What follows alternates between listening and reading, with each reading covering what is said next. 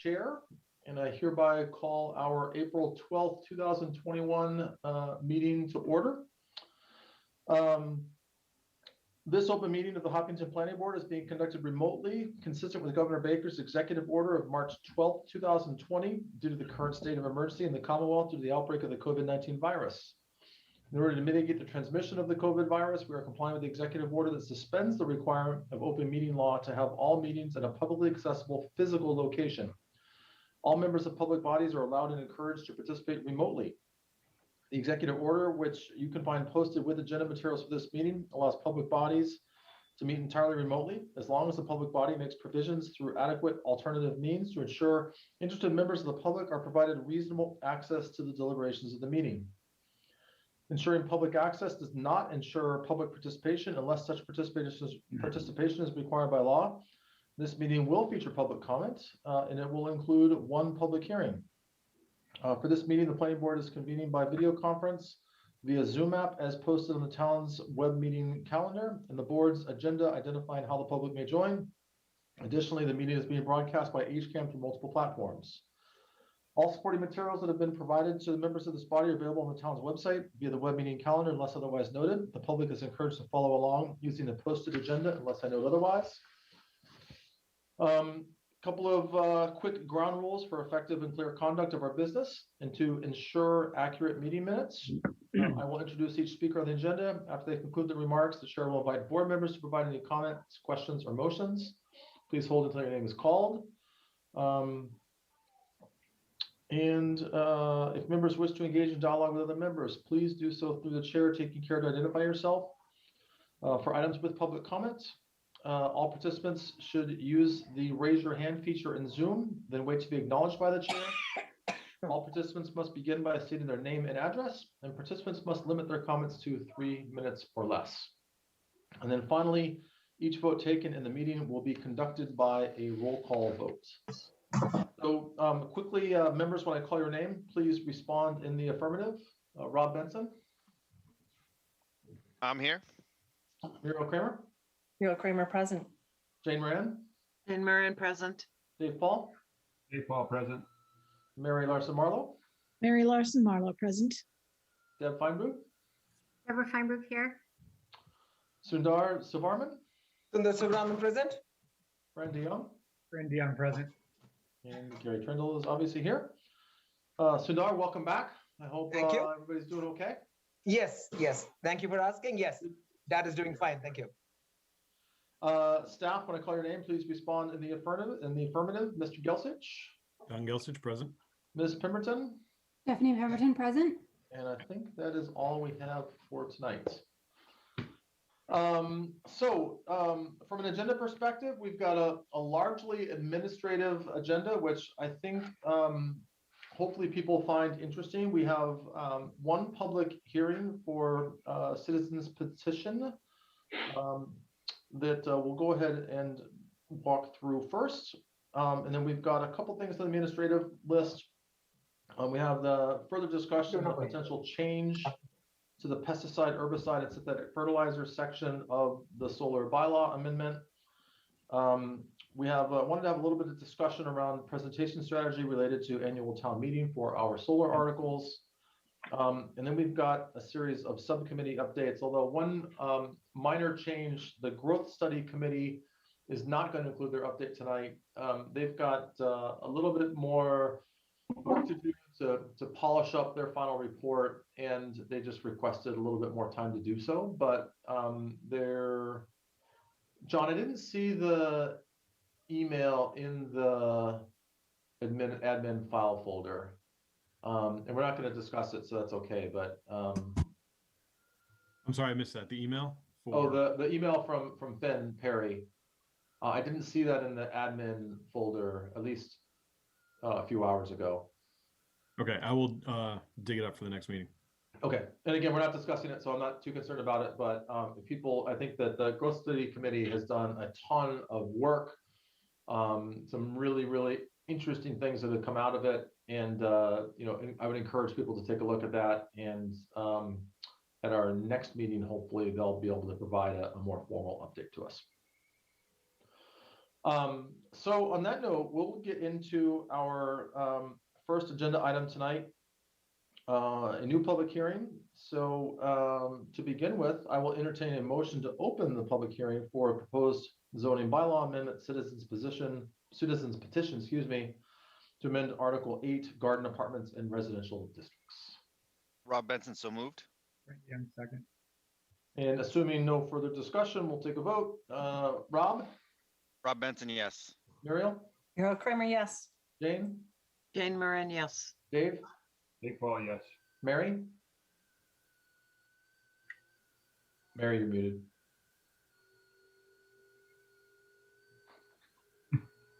Give us a thumbs up and we're good. You're still muted. All right, Mary is a yes. Deb, Deb Feinberg, yes. Sundar, Sundar Subramanian, yes. Fran, Randy Young, yes. and Gary Twindle is a yes.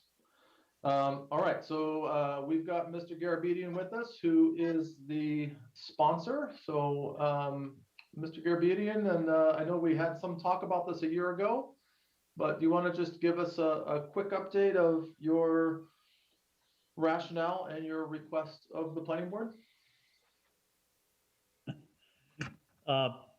Yes, the rationale is really the same as it was last year. As you remember that we were attempting to shorten town meeting in the fall, and so we agreed to defer consideration of this citizens petition until this town meeting. And it's very straightforward. We're asking that that the town provide rubbish disposal services to those who have been permitted as garden apartments or as village housing and residential districts. And basic concept is one of equity and fairness, that all town services should be provided to all town taxpayers. Okay.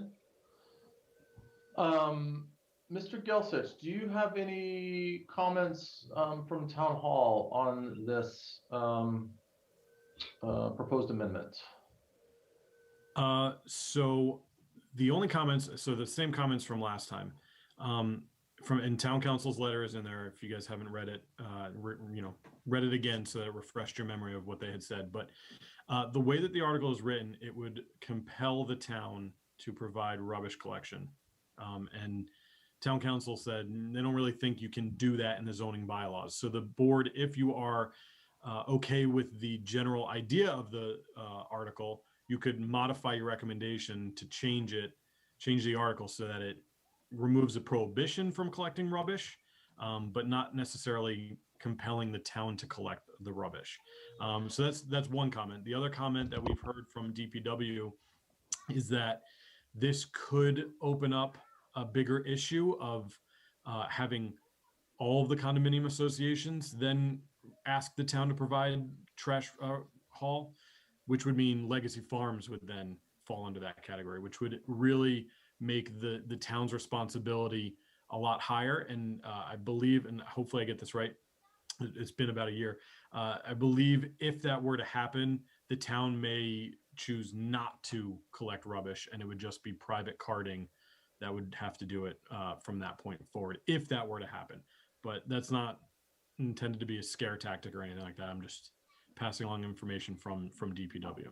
All right. Do we have any idea what the cost implications of this proposal would mean? I mean, I guess at the end of the day, it's just a zoning bylaw change, so it's hard to know. And but I'm just wondering if Mr. Garabedian or Mr. Gelsich, if the highway department has provided any input or guidelines on cost implications. I'm not aware of any.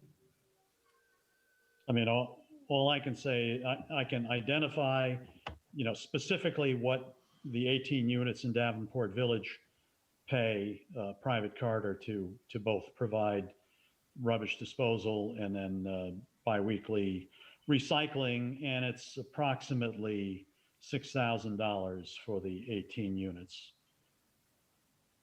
Whether that, whether in the course of negotiating on behalf of the town for, the larger number of units that would be, that would fall under this scope, I would imagine that the per unit cost would be somewhat less than that. But again, that's speculation on my part. The intent was, I mean, was not to, and I don't think I've seen, what Attorney Miaris has indicated, but the intent was not to compel, but simply to put us on the same footing as any other taxpayer in town, number one. And then number two, related to legacy, it's my understanding that legacy is really governed by a completely separate section of the zoning bylaws, and that this, as we structured it, was not intended to sweep in the legacy development. So through the chair, just to clarify my point on that, my intent wasn't to say that legacy would be included in this. It's just that if this were to pass, the residents of legacy may then make their own effort to have the town collect their rubbish, mirroring this effort. All right, I want to move to questions and comments from the board, and I see Fran has his hand raised, so go ahead, Fran. Yeah, thank you, Mr. Chairman. And maybe just kind of piggybacking on John's comment, does it not, and I apologize, I had to step away for a second, but does it not then potentially open the door for not just legacy, but other, developments with a similar situation today as Davenport has? And have we taken that into consideration as part of the discussion? Well, the one thing I would say is that the proposed amendment is specific to garden apartments in residential districts. So I don't think it necessarily opens it up to everybody, but anybody that lives in a garden apartment, it would potentially open them up to requesting. Correct. Within that construct, correct, Mr. Chair. Yeah, you're right. Did you have any other questions or comments, Fran? No, that was my primary. Okay, and I don't know if Mr. Garabedian, if you had any other response or information for Fran's question. No, I mean, all I would say is, our proposal is our proposal. It's, specific to the garden apartment. Let me go back and look at the specific wording, but it's garden apartments in residential districts and village housing in residential districts. I've never quite understood why there isn't a separate concept for condominiums, but at some point, somebody will explain that all to me. Jane. Sure. So I worry about the unknown. And if we were to pass this to have the town meeting members support this for a final vote, then I can see that Legacy Farms would have a footing in it, because we are now setting a precedent, and they could come forward with their own language and ask the town members to support this through the planning board or ZAC. And if then, I'm just worried about the legalities. Could we be sued for discrimination or anything like that? Because we're supporting one type, but not another type. Deb? I'm sort of piggybacking a little bit with Jane on that. I'm a little concerned that there's not enough information known. It sounds like the cost implications aren't clear. It would be really nice to have a little more information as to what the cost and time frame for DPW and trash collection would be. Mary? Hi. So this is just a reminder to everyone. We discussed this before, but Zoning Advisory Committee did look into this, and from our understanding, the bylaws were set up this way in order to give a leeway for developers in terms of how they built the roads for certain developments. And most of the developments simply do not have the appropriate access for DPW to go onto the roads and pick up trash curbside. And so in general, we, when these developments were built, the planning board would have that discussion and ensure that, the developer knew that, and it would go into the, my understanding would always go into the association agreement and so on, so for homeowners that purchase in those developments. And to my knowledge, that has always been done. Now, of course, we're not going to be voting on whether or not this goes to the town meeting, so it will go as a citizen's petition, but we're just voting on recommending it. And this, it really, by taking the prohibition out of the bylaw, it would only affect future developments that are built under these garden apartments and village housing. It would not affect any previously built places like Davenport. That's because that's the way the zoning bylaws work. So it really would not affect how the existing developments get their trash picked up. So I think that we need to think about that in terms of discussion of, do we want this as a bylaw going forward for developments?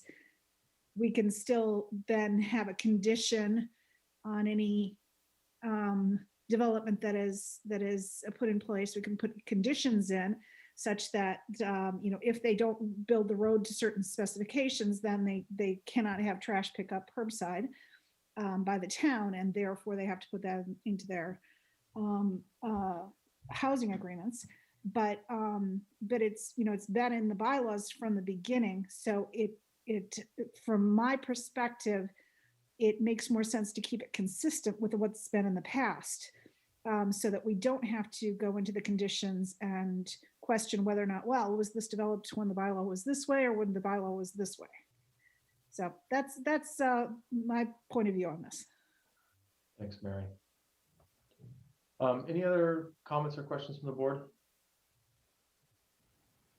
I want to take issue with 2 points there. One, all of our developments are having trash picked up by someone, right?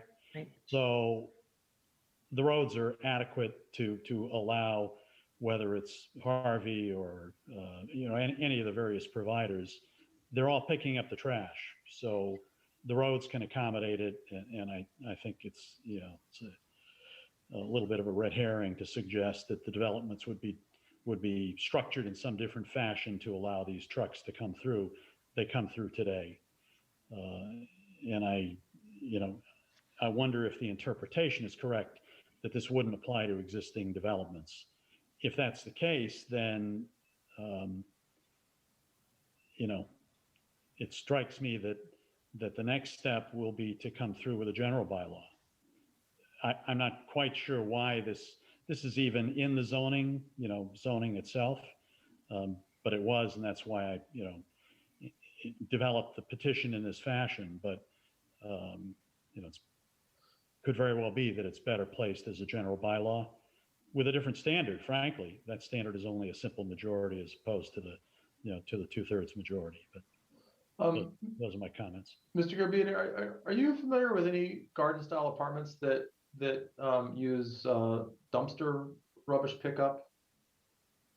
I mean, I guess that's my only concern, is that I think that I don't know for sure, but in Davenport, you might have individual receptacles that are picked up by private service. Yeah. But I worry a little bit that some garden style apartments or condo complexes don't have individual receptacles, and that does further complicate things for us. I'm not familiar. I've not done the research on the other apartments. And Jane, did you have another comment or question? Mr. Garabian just spoke to it, because these trucks are already going down these roads to pick up trash. Yeah. Okay. So to me, I think we have. Go ahead, Mary. That really, I'm just saying, it's not consistent with what we've been told by DPW in meetings. So I'm not sure of the specifics, and I don't know why they can't pick it up. Maybe it was the dumpster issue. So that could have been it, Gary. But we have been told that by DPW. So. All right. So I think there's two things for us to consider here. One is, and we're going to take a vote at some point, hopefully soon, But one, we need to determine if we want to take a vote on the language that was proposed to us, or two, if we want to modify it per the guidance of town council as part of our vote. And then once we make that decision, we'll take a moment and just see if there's any public comment. But then I think we're probably ready for a vote. Does that seem reasonable to people? Can I ask a procedural question? Yeah. Through you, Mr. Chair, because it's a citizens petition, can we make the change to the language? It's a good question. I see our town moderator shaking his head no. I think with the acquiescence of the petitioner, yes. Okay. That's what I just wanted to make sure we were pretty clear. Through you, Mr. Chair, I'd like to vote on it as it is written. Okay. And I don't know. Let me just ask, hang on, let me just ask one question from Mr. Garabedian. To that point, which version of this would you like us to vote upon?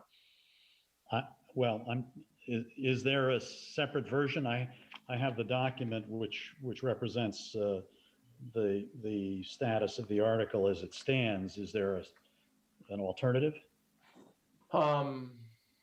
Yes. So town council did revise the article for us. John, are you able to pull that up?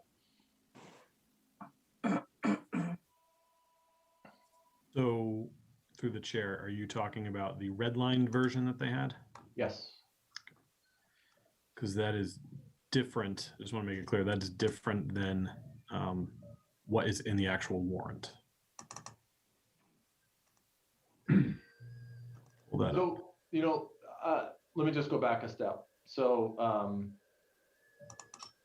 again, it sounds like Dave has a preference to vote on it as it was submitted. How do other people feel?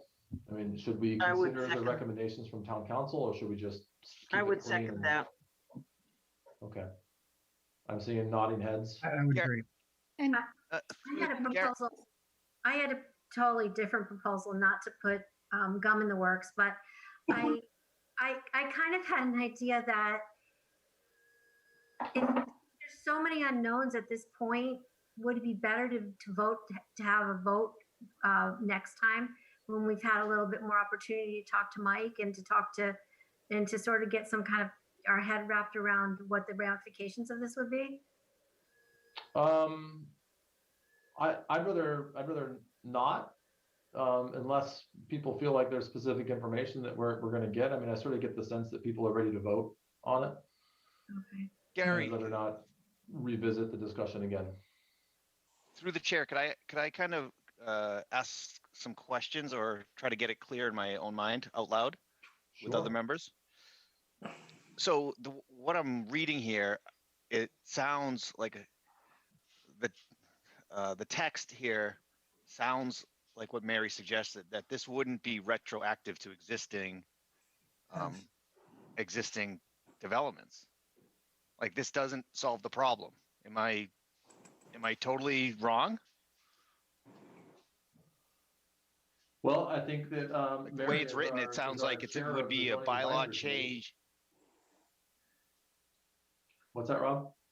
The way it's written, so it sounds like what's being proposed is a zoning bylaw change that would only be for new developments. And that's not what the citizens petition wants. It's really would be solving no benefit to the citizens petitioner if we vote on what's proposed. Yeah, so I think what we just agreed to loosely by nodding heads was that we would evaluate and review only the original citizens petition language.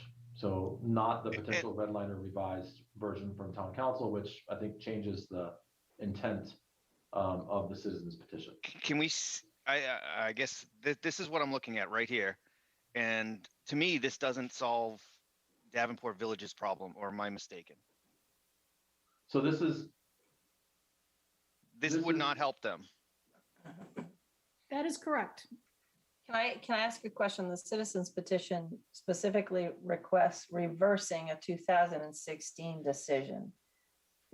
Is it possible that Davenport falls within that so that they would be captured?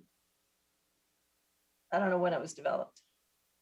So through the chair, I think we looked into this last year and that was not part of the zoning change. The rubbish collection was not part of the zoning change that was referred to in the citizen I petition. gotcha. Okay. That's exactly as I remember it. Okay, I had One- forgotten that. one other I knew thing. there was something. And So John, it's correct. Zoom is, sorry, Nothing- Zoom is like not letting me share a window like it always does. So I'm sharing a portion of my screen. Can you guys see what I'm Yeah. sharing? We can see it Yes. fine. Is it just the red line text? Yes. Yes, I've never done it this way before and it's not giving me the options I usually have. I don't know why. Starts with Mr. Moderator and it ends with 11, rubbish disposal. Rubbish disposal will be provided by the town. Strikes. So through- I wonder if John, if you've had an opportunity to put this in context, what is town council effectively doing through the language that he has redlined, the amended language? So through the chair, the way that the article is written, it says, and let me see, did I download that? It's in the strikeout. It's rubbish removal will be provided. Right, At the yeah. So bottom, it by the basically compels the town to provide rubbish removal. So this red line only strikes the prohibition. So the town then can say, we will or we will not provide it, but we are not required to not provide it by the zoning bylaws. So, Yeah. so by the special permit, I mean, usually special permits are enforced by the zoning that they were approved under, but since this is an ongoing type thing, it would be an interesting exercise to see how that would be interpreted moving forward. Because zoning isn't usually retroactive. If you're a non-conforming use, or if you're a conforming use and then you become a non-conforming use, you're still technically a pre-existing non-conforming. Mhm. So going the other way around, if that would work. So through the chair, Yeah, go ahead, Sundar. there is a comment from the town council which says that this would allow the DPW to provide rubbish disposal if it so chooses on such terms as it may develop. So isn't the discretion of providing or not providing still left to the DPW based on these changes? So does that provide us leeway to proceed with that, given that the so-called final decision maker is still the DPW? I don't know if they would have to give any reasoning for why they are unwilling to do something, but there seems to be flexibility in the language which suggests that it isn't forcing the DPW's hands. DPW still seems to have some final authority in deciding that. Yeah. Okay. So I'm not certain the language which says here rubbish disposal will be provided by the town is necessarily applicable, right? Given that the decision is now being left to the DPW to decide. Yeah. Are there any other final questions or comments from the board? Yeah, through the chair, what I see here doesn't, the end result I believe Davenport Village is looking for is rubbish collection. I don't think what's presented here in a citizen's petition would help them get rubbish collection. So And unless I'm wrong, I don't think I'm wrong, but I don't know why we would vote on something that I don't think solves their problem. So Rob, this is not what the applicant is proposing. This is town council's recommended changes to it. But to our previous discussion, what we would vote on is actually what the sponsor is proposing, which is not this.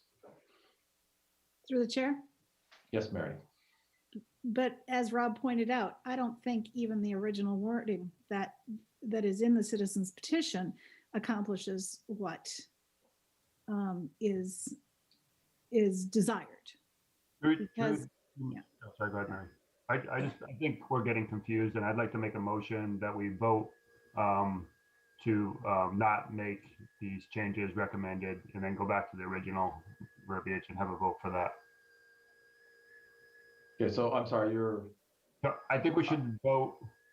I'm making a motion to not consider the changes by town council. okay, I don't know if we need a motion for that, but there's a motion on the table, so is there a second? I just want to get it off the screen and back to what we Second. really think we're voting on. I second. Okay. Any further discussion? Discussion. Yes, Mr. Brandon. Chairman, maybe it's just clarification. So we're voting on the citizens petition dated February 3rd. The email from Mr. Garbinian to the select board / town of Hopkinton. Is that correct? Not quite. So what Dave is proposing is that we do not revise the language. Right. And then we go back and we actually vote on the original language that was provided by the sponsor. My opinion, I don't think we need a motion to move away from town council's recommended language. I think that we could actually just entertain a motion that I'd recommend it be in the affirmative to amend the to amend Article 8, garden apartments and residential districts. Through you, Mr. Chair, I'm willing to withdraw the motion if we can get what we're actually voting on back up on the screen. All right. John, can you pull up the original proposal from Mr. Garabedian?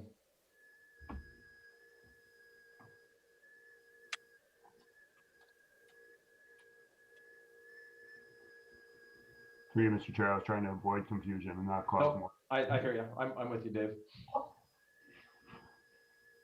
It'll take me a second. Yep.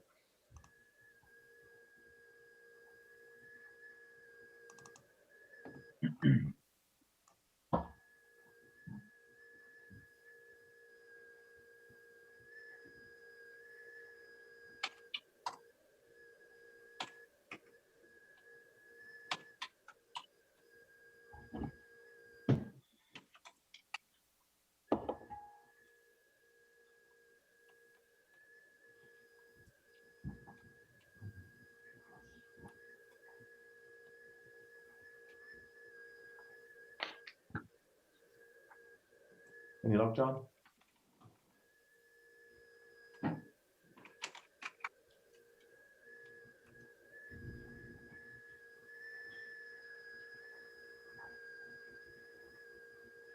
All right, there we go. To amend the Hopkinton zoning bylaws, chapter 74B, garden apartments and residential districts, and chapter 210 75.3B, village housing and residential districts by deleting the existing language and replacing as follows. Section 11, rubbish disposal. Rubbish disposal will be provided by the town. So Dave, do you have a motion?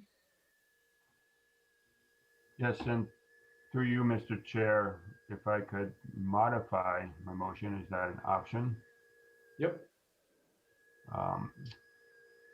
Since I want to keep this in the positive, I'm going to make a motion to approve this change. Just to Or keep it to positive. recommend this change. Yes, to recommend. Through the chair, to recommend approval at town meeting. Right, thank you. Who is both, Dave? Is there a second?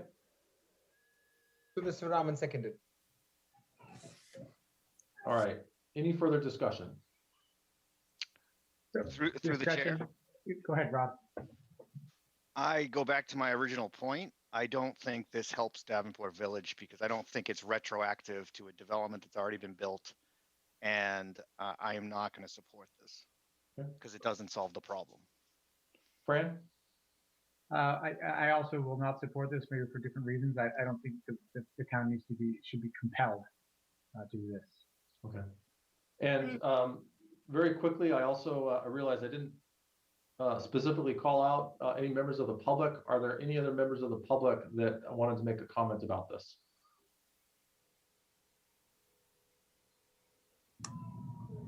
All right, seeing none, we will go ahead and vote. Rob, how do you vote? Rob Benson, no. Muriel? Muriel Kramer, no. Jane? Jane Marin, no. Dave? Hey, Paul, no. Mary? Mary Larson Marlowe, no. Deb? I'm voting no, but I just wanted to qualify it or explain. You know, Deb, Is we're it gonna, I okay? think we're ready to, I appreciate you Okay, wanting to all right. explain it, but we're gonna move on. All right, Um, I just wanted to respect the petitioner by saying, So, Deb, I'm sorry, we're voting now. I don't want everybody to get into explanations for their votes. well, I tried to raise my hand earlier and I didn't get any feedback. So, all right, it's no. Sundar, Sundar Subramanian, yes. Fran, Randy Young, no. and Gary Trendle is also a no. So that motion fails 8-1. So, all right. And then I guess lastly, I'll entertain a motion to close the public hearing for this citizens petition. Rob Benson, so moved. Randy Young, second. And assuming no further discussion, we'll vote. Rob? Rob Benson, yes. Well, actually, sorry. if this is a time when there could be a moment of discussion, I'd Yep, like, yep. I heard people starting to speak. So Dave, go ahead. Yes, I just wanted to thank Mr. Garabedian for doing this, even though it was unsuccessful, to bring it to the board. And, you know, that's the kind of thing we like to see is people taking initiative. Thank you. Deb? and it sort of, it breaks my heart a little bit to have to say no to petitioners, to taxpayers who just want their rubbish collected. I think it's an important function of the town. I just would just guide for future votes at town meeting if you have a little bit more backup as to what it's going to cost and what are some of the ramifications. I think it would help everybody decide on the floor. All right, Muriel. Yeah, I just, I want to actually appreciate what Deb just said. And I responded last year to the equity issue, and I still respond to that intellectually. And, you know, but I understand that this just doesn't fix the problem.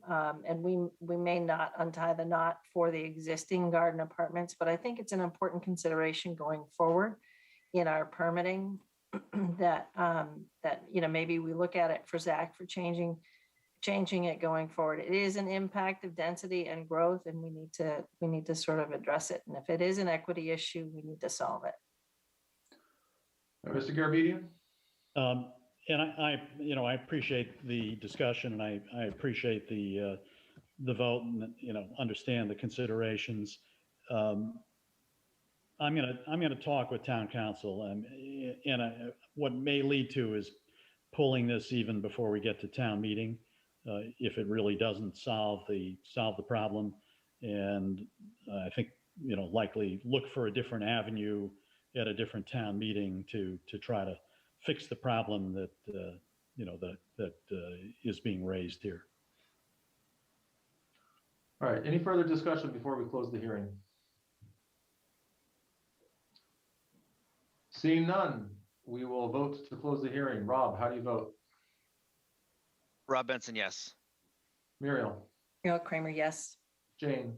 Jane Moran, yes. Dave? Dave Paul, yes. Mary? Mary Larson Marlowe, yes. Deb? Deb Feinberg, yes. Sundar? Sundar Subramanian, yes. Fran? Randy Young, yes. And Gary Trundle's a yes. So, Mr. Garabedian, thank you. Appreciate you taking time out of your evening to join us. And we'll see you in a few weeks, if not sooner. So thank you. Thank you. Okay. Let's move forward into our administrative items. And the first one we have is the changes to pesticides, herbicides, synthetic fertilizer section of the solar bylaw. So based on our last meeting, we wanted to get some additional follow-up and information from town council, and John went ahead and did that. John, are you able to just summarize the town council's position and recommendation on it? Sure. So the write-up that we got from town council, my interpretation of that is that the state has exclusive authority to regulate the use and application of pesticides, herbicides, and fertilizers. So by having that exclusive authority, anything in our bylaw that prohibits the use would therefore be regulating the use, which only rests at the state level. So that's why the town council is asking that we, or requesting, suggesting that we remove that prohibition and include it as conditions into any permits that are granted. Because that would be an agreement between the board and the developer rather than a law, which would essentially be superseded by state authority. And so, John, just to kind of confirm, so town council's position is that those the current restriction on those pesticides, herbicides, and synthetic fertilizers could impact how the Attorney General would approve that those amendments if it were approved at town meeting. And instead, they're recommending that we simply condition no pesticide, herbicide, or synthetic fertilizer use as part of approvals. So then it doesn't put the article or the amendments at risk. Is that correct? Halfway. So, Okay. so the Attorney General, if they found that portion, that section to not comply with state law, they can strike that section. It would not strike the whole bylaw. Okay. So you'd be submitting a bylaw to the Attorney General, which, 90% hopefully would remain even if that was struck. But I think they're trying to avoid any issues and just saying, this is likely to be struck if submitted, so might as well take it out now. Mary. I thank you very much, John, for getting that clarification. So because it would not strike down the whole bylaw if they didn't like that section, I recommend leaving this wording in our bylaw because despite what town council says, and I totally understand their objection, but there's a lot of things that we put in place that are more stringent than what the state has in various other bylaws. And yes, we could still condition it, but in general, things are stronger, and then they're also not forgotten about if they're in the bylaw itself. So on the off chance that the AG does not strike out this paragraph, I would rather have it there in the long run. Fran. I would concur with that assessment. I do think that if the state does strike down a particular section, it still allows us some ability on the back end to condition, to a developer on this particular topic. So it gives us some flexibility as well as teeth that Mary spoke about. So I think it's the right approach. Muriel? Yeah, I'm saying the same thing. It's just another, I think it's really wise to put it in case it stays, because we really do mean it. We really do want it. And it helps strengthen our position. So I agree. Again, I have no argument with town council, but it seems to be, some of these things seem to be sort of chipping away at our ability to be a home rule community. And I'm kind of curious about that, and a tiny bit peeved about it, if you must know the truth. So let me just ask, does anyone feel otherwise that we should remove the restriction on pesticides, herbicides, and synthetic fertilizers? Through the chair, it's Rob. Yeah, go ahead, Rob. To be honest, I wasn't going to say anything because I just don't know. I don't like including, just in general, including language that could be stricken, but I don't really know what the Attorney General is going to do. So I guess I would lean on the side of removing that language, but I heard what a fellow board member said, and I don't know. Maybe it makes sense. I'm not sure. I don't know. Yeah. So, John, would you recommend we take a vote on this? I mean, I don't think we need to take a vote because if we're not going to propose any changes, then we're just taking a vote to leave it as is, but does that provide us any additional clarity if we do vote? I think it would provide additional clarity. I don't think it's necessary because the article has been submitted the way that you intend on keeping it in there. But if the question comes up, if somebody in the public says, well, did the planning board come to a definitive stance on the fertilizer pesticide issue?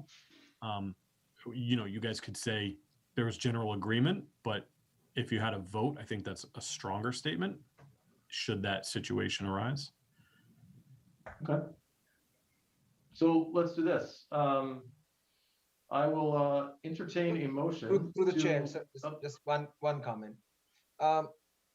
This could be just me. So I think twice in 2 meetings, we've essentially gone against the advice of town council. I think we did that once for the map, which expressly, I think he said, oh, it could get challenged, and now we're doing this. I'm just curious what the perception is about this, almost going against town council's advice. Again, how it seems, because we have the town council providing us guidance as an expert. Just throwing something out there. I'm not sure exactly how that would define this vote, but we are seeking guidance from the town council, and in now 2 situations, we've actually gone ahead and said, that's fine, we'll disregard that and essentially do something to the contrary. So from a perception, just my perspective, but I'd say that the overlay district is a different situation than this one, with different implications and a different issue raised by town council. With regards to this one, I think Mary described it really well, in that there doesn't appear to be a lot of downside to including this. And at the end of the day, are we going to remove something that I think is very important to this board? I think in general, the board feels strongly about not using pesticides and herbicides and synthetic fertilizers. So I don't really see any downside to leaving it in, because the worst that happens is the Attorney General strikes that particular section, at which point we're at the same place we would have been anyways. Okay, no, fair enough. Thank you. Yeah. So I'll entertain a motion to leave the solar bylaw changes as is, as written and previously voted on by the planning board. Rob Benson, so moved. Rob with the motion, and Sundar Deb, you wanna seconded. second it? Randy on second. I saw Sundar's hand first, so Sundar with the second. Any further discussion? All right, then we will vote. Rob, Rob Benson, yes. Muriel, Muriel Kramer, yes. Jane, Jane Marin, yes. Dave, Sorry, Dave Paul, yes. Mary, Mary Larson Marlowe, yes. Deb, Deb Funder, yes. Sundar, Subramanian, yes. Fran, Randy Young, yes. and Gary Trendle is a yes. So that is unanimous. That will remain unchanged. And then moving on to the next topic, which very closely related, just wanted to talk for a few minutes as a board about our presentation strategy, specifically related to the 2 solar articles. And Rob, Mary, and John and myself have had some discussions about this. I'd sent out our proposed handouts earlier today, just so everyone understands. And those handouts are in the meeting packet as well. So if anybody in the public wants to take a look at them, they are there. We will not have any presentations during town meeting this year, similar to last year. We will have handouts that will be included in an envelope for each attendee, and the handouts will also be available on the website. So just want to make sure people are clear on that. And what I want to do is I just want to get people's thoughts, because we've got 2 solar bylaws. My recommendation is that, and I think it's going to be important for the public to understand what's what. And I guess I'm looking for a little bit of input from the board to think about how we prioritize and present these. and two thoughts. Number one, I think we do need to at least provide some overview of them together so that people can understand what each of them are and what they do and what they don't do. Secondly, my preference is that we really, really want to push hard on Article 35, which is the bylaw changes that really strengthen our position with regards to visual screening. And that is, I think, the most important one for us. If for some reason we run into troubles and that does not go through, then I think, anyways, this is my opinion, that then we would in turn push for the overlay so that we can continue to have some protection. That's just my opinion, but I think that there's some risk of if we push each of them equally hard. What I don't want to happen is I don't want people to say, "Oh, I like the overlay better, so let's use that one instead of the bylaws." So I'll stop there, and I think Dave, you wanted to say something first, and then I know Deb has her hand raised, so we'll go to Deb. Go ahead, Dave. I'm just trying to figure out what happened to my video, but I can get back to that. So I respectfully disagree. I think both articles are equally important, and I think that both of them can coexist, and I think that's the point we should make before they're bringing up both articles. But I agree that I think we should have talked to both of them, but that's my opinion. Okay. Deb? I'm wondering if John can bring them both, the handout, the ATM handouts and the article writing next to each other. Is that possible, John? The reason I'm saying is I really like the handout for Article 35. And I thought, I mean, is it too late to change the wording? We can change it tonight. Because They're I'm technically due today, but we got approval to turn them in tomorrow. what do people think? I like the categorization of the right column almost better than what was in the article. I thought it was very clear. I mean, can we repeat that? Is that something that's copacetic? I'm sorry, are you proposing that we change the article wording. itself or the handout? The article to be like the handout. I think that would be very confusing and difficult. to do. Because I thought that the proposed, the 5 items, proposed site plan review, visually shielded year-round wildlife trail organization, pollinator friendly, additional study requirements for developers was so much more clear than the article itself. But I'm not looking, I got to pull the article up. The I don't have that article, up. All right. if I may say, the article is never, they're never clear because they're in legalese. And that's why we have to have these handouts that Except for actually rules, reiterate them in real people talk. I think both the article and the handout do a pretty good job. I mean, it's fairly concise. The bullet points make sense to me, both in the. John, can you pull up the article? So, because I just thought it was, it could have just been tweaked. So through you, Mr. Chair, Deb, I think you're referring to just the explanation of the article, not the article itself. Right. And you did and I agree, they did a great job. But but we don't have in front of us the article language. Yeah, the article here, it says the 3 bullet points in the, oh, I see. Oh, okay, that's not the article itself. It's the No. handout The handout. to support the And I- article. And I agree, the slides are fabulous. Those are just like so nice and concise. And they're just great. Okay, so so improve screening requirements and protective butters, ensure long-term and maintenance, and strengthen the reviewing tools for the planning board is not the article. No, Okay, So John has the article oh, sorry. up here. I'm flipping between my screens. Okay, And the full article is 7 pages long. because it's literally a remove and replace the previous language. Oh, okay. Okay. Through the that's chair, excellent. the That's article excellent. itself, the article itself is the language that is going to be put into the bylaw. Great. Okay, thank you for that clarification.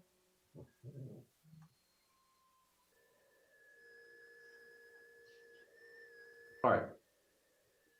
So I do want to go back to the question and to what we started with Dave and myself, but how do other people feel about kind of how we manage these two different articles? Through the chair, if past town meetings is any indicator, I think the moderator will give us the ability to kind of give an overview of both articles, but then they'll like number 35 will only be discussed by the attendees, and then Article 36. So they'll be, even though we could give an overview like in this slide, when it comes to discussion and public comment and debate, it will only be one at a time. So they're really two independent things and the purpose of like town meeting process. Even though we, like I said, we could give an overview, I believe at one time. Yeah. So I think agree. That's well said. the desire to push one or the other, I think we just, depending on how it goes, I think we start with 35, very supportive, like we expect. And then 36, we give an overview and say we voted 5-4 and kind of respond. And if Article 35 doesn't go in our way, maybe we try to respond more excitedly. I'm not sure, but Yeah. Okay. Mr. Chair. Yes, Mary. So both of these articles got the vote of the planning board, and I think that they both deserve the same treatment by the planning board at town meeting. How people vote independently as individuals is entirely up to them, but the representation at town meeting should be equivalent for all the articles that get the planning board's vote for support. And I think that frankly, I think that we are better served personally. I'm in Dave's camp. The stronger position we have on the solar questions, the better, because we've had some really tough outcomes. And I really 100% individually, personally support Article 35. I think Zach did a great job on it, and I hope it passes. And I'll be happy if it passes, and accepting if Article 36 doesn't pass. But I think from a planning board perspective, we need to represent the vote of the planning board on town meeting floor, and they both got the planning board support. Yeah, Mary, I totally agree with you. I guess where I just wanted to confirm is that while Article 36 did pass 5-4, given that these are independent, I just wanted to confirm that if Article 35 passes, that there's still a majority advocacy to push forward for Article 36. And from what I'm hearing, there is. So I'm okay with that. I just kind of wanted to gut check and see how people feel about that. And candidly, and part of it is for me just kind of figuring out how to best, or between Rob and I, how we best represent the board here, because, for me personally, I am not supportive of Article 36. So that's part of me just trying to wrestle and making sure that I'm effectively representing the board at town meeting. Thank you for the honesty. Yep. And you have me to keep reminding you, right? All right. So any other questions, comments, Jane? To be fair to both articles, I don't know what the town moderator would say, but could you say that we have Article 35 and 36 coming up? Could the planning board then briefly explain both articles and then go into, then show 35 first and ask for a vote? And then 36, so that in all fairness, people know 36 is coming. Yeah, I think so. And I think to Rob's point, historically, we've seen town moderator has allowed us to do that. It's just. In all this is- fairness to everybody, because Yeah. some people may not know that there's another option. And as a practical matter, through you, Mr. Chair, people are going to ask questions about both, whether or not we Yep. try to parse it out.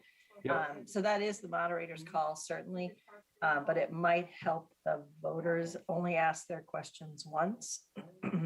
Yeah. Streamline the discussion a little bit and clarify, right? When I first started working on the handouts, I had started with the mindset of doing them independently, and I kept coming back to the fact that we need something to represent both of them, because that's really the, people are going to show up at town meeting with, informed, with information. They're going to be comparing and contrasting the two anyways. So I think it helps us by just addressing them together up front. Yes, Dave. So I just wanted to make the point that when you guys do that presentation to the overview of both articles, that you do make the point that they can coexist and that they complement each other. Point taken for me. Thanks. Be much appreciated. Thank you. Very true, very true. All right. So I think we're good there. Any other final thoughts? I have one final thought is to Dave's point, in the introduction, will we hear your presentation prior to town meeting? Because you've said already that you're not in favor of 36, and the fact that the board voted on it, how is that going to reflect in your introduction? Yeah, so my job as chair is to represent the will of the board. And just as I voted against it previously as an individual, we're all at liberty to vote as individuals at town meeting. One of the things that we had talked about was actually just to make sure that we're advocating appropriately, is that Rob and I as chair and vice chair would share responsibilities on this.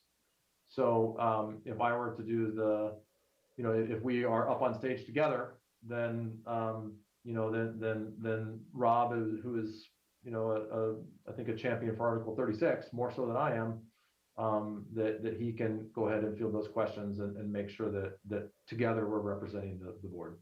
Thank you. Gary, Yes, just one last thought. Something that Dave just said that is confusing me, and something I think Rob might have agreed, that both 35 and 36 can coexist equally. If that were the case, why aren't they combined as one article? I don't understand. I don't see that they can coexist easily, I don't see it. Go ahead, Mary. Mary? For the chair, they can coexist. They can also be standalone. So the reason they're not combined is that if the town prefers to do one over the other, then that is also a possibility. And we're giving them that choice, one or the other, or both, or neither. I guess I'm really confused just how, if we pass the maps, how that language can then dictate the maps when the maps are already in place. Yeah, well, all it means, Jane, is that the bylaw changes would apply to those properties that are referenced in the map. Yeah, but they still. But they already exist. And I thought I heard that a bylaw that already exists you can't change the conditions. Say if there's a new development of solar in solar installation. So it would only in the apply to new 490 developments within Right. that map. That's correct. Thank you. Good point, Jane. Thank you. Okay, I think we're ready to move on. All right, thanks, everyone. I appreciate that. And like I said, it's helpful just to kind of talk it through with the board, and appreciate everyone's perspective and comments there, to make sure, like I said, that we're representing the will of the board. All right, so I guess not the last thing, but the next thing that we had on our administrative items was, and I think this is probably a little overdue, but to go through some of our other committee and subcommittee updates. So as I mentioned, Growth Study Committee is not going to give us an update tonight. But we do have updates from Zach. We've got Maury Gasser from HALT, who I think has a really interesting presentation if you haven't already seen it. And then we have our 3 subcommittees: Affordable Housing, OSRP, and Pedestrian and Connectivity Subcommittee. So Mary, we'll start with you. And I know we've had a lot of zoning discussions lately, but you want to just give us a quick update as to where Zach is headed next? Sure. So right now we are reviewing the, and I'm sorry, I didn't prepare slides, but No, that's fine. we're reviewing the subdivision rules and regs, particularly with 2 additions. One is in terms of recommendations for developers to consider in-home fire sprinklers, and kind of trying to use language that gives specific examples of when those might be most desirable.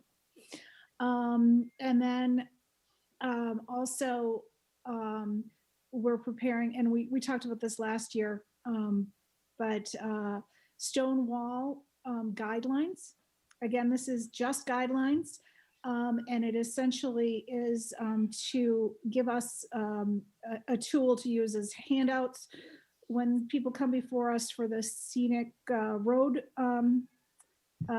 permits, but also for just interested citizens to utilize in terms of preserving stone walls on their property that do not fall under the scenic road bylaw. So, and then, we're going to take a look at the rest of the regulation, but we didn't have any specific things that jumped out beyond those 2 areas. And we are looking right now at OSLPD, and in that, Maury will speak to HALT's point of view, but we were also planning on approaching OSLPD reviews anyhow, so it's great timing. And it's in relation to, what we can possibly do to make it even more attractive to developers to use this bylaw, this method, rather than a traditional subdivision. And so just overall looking at what has worked and what has not worked. And so, feel free to email me with any ideas that pop up in your head about what's been working and not working on OSLPD and subdivision regs in general. Later this year, once we forget what we've done on the tree protection bylaw marathon that we ran, we'll bring it back up again, address what we got really good comments about during the process and during the planning board hearings, and hopefully come up with a good option for 2022 for tree protection. That's going to be a big, long, hairy one, I'm sure. Thanks, Mary. There's a bunch of other things on our list, but those are the big ones. Muriel, I think, has a question or a comment. Yeah, hi. Thank you, Mr. Chair. I would really be delighted to see Zach look at natural resource protection zoning. Have you heard of that, Mary? NRPZ. NRPZ. Okay. Yeah, I'll put a link in the chat so everybody has it. But there are some fundamentals to it, and I was thinking a lot about it when I looked through the slides that Maury's going to present. I really appreciated that presentation, and I especially appreciated what we like and what we don't like, and that detail, really helpful. But some of the key features of the natural resource protection zoning are, for example, in Mr. Gasser's presentation, it mentions being more flexible with frontage and lot sizes, so as to be able to protect the resources. And that is a key feature of the natural resource protection zoning. So it is intentionally designed to save natural features and open spaces in a way that is meaningful and usable. And it, on the flip side, allows the developer to have flexibilities within that, have flexibilities with sort of density and frontage and the way they configure their lots. And the further twist to it, and it would be really important to have developers in on the conversation. As always, I know they're welcome, but one of the really attractive features is that it is a by right development, as long as it meets the mandates of the bylaw. So developers don't have to come in for special permits in order to do a development that meets the bylaw, that protects open spaces and natural features in a certain way, and allows them flexibilities to configure their development in a way that makes much more sense for them and for the piece of property. That sounds great. Thank you. Interesting. Thanks, Mariel. Are there other questions or comments for Mary?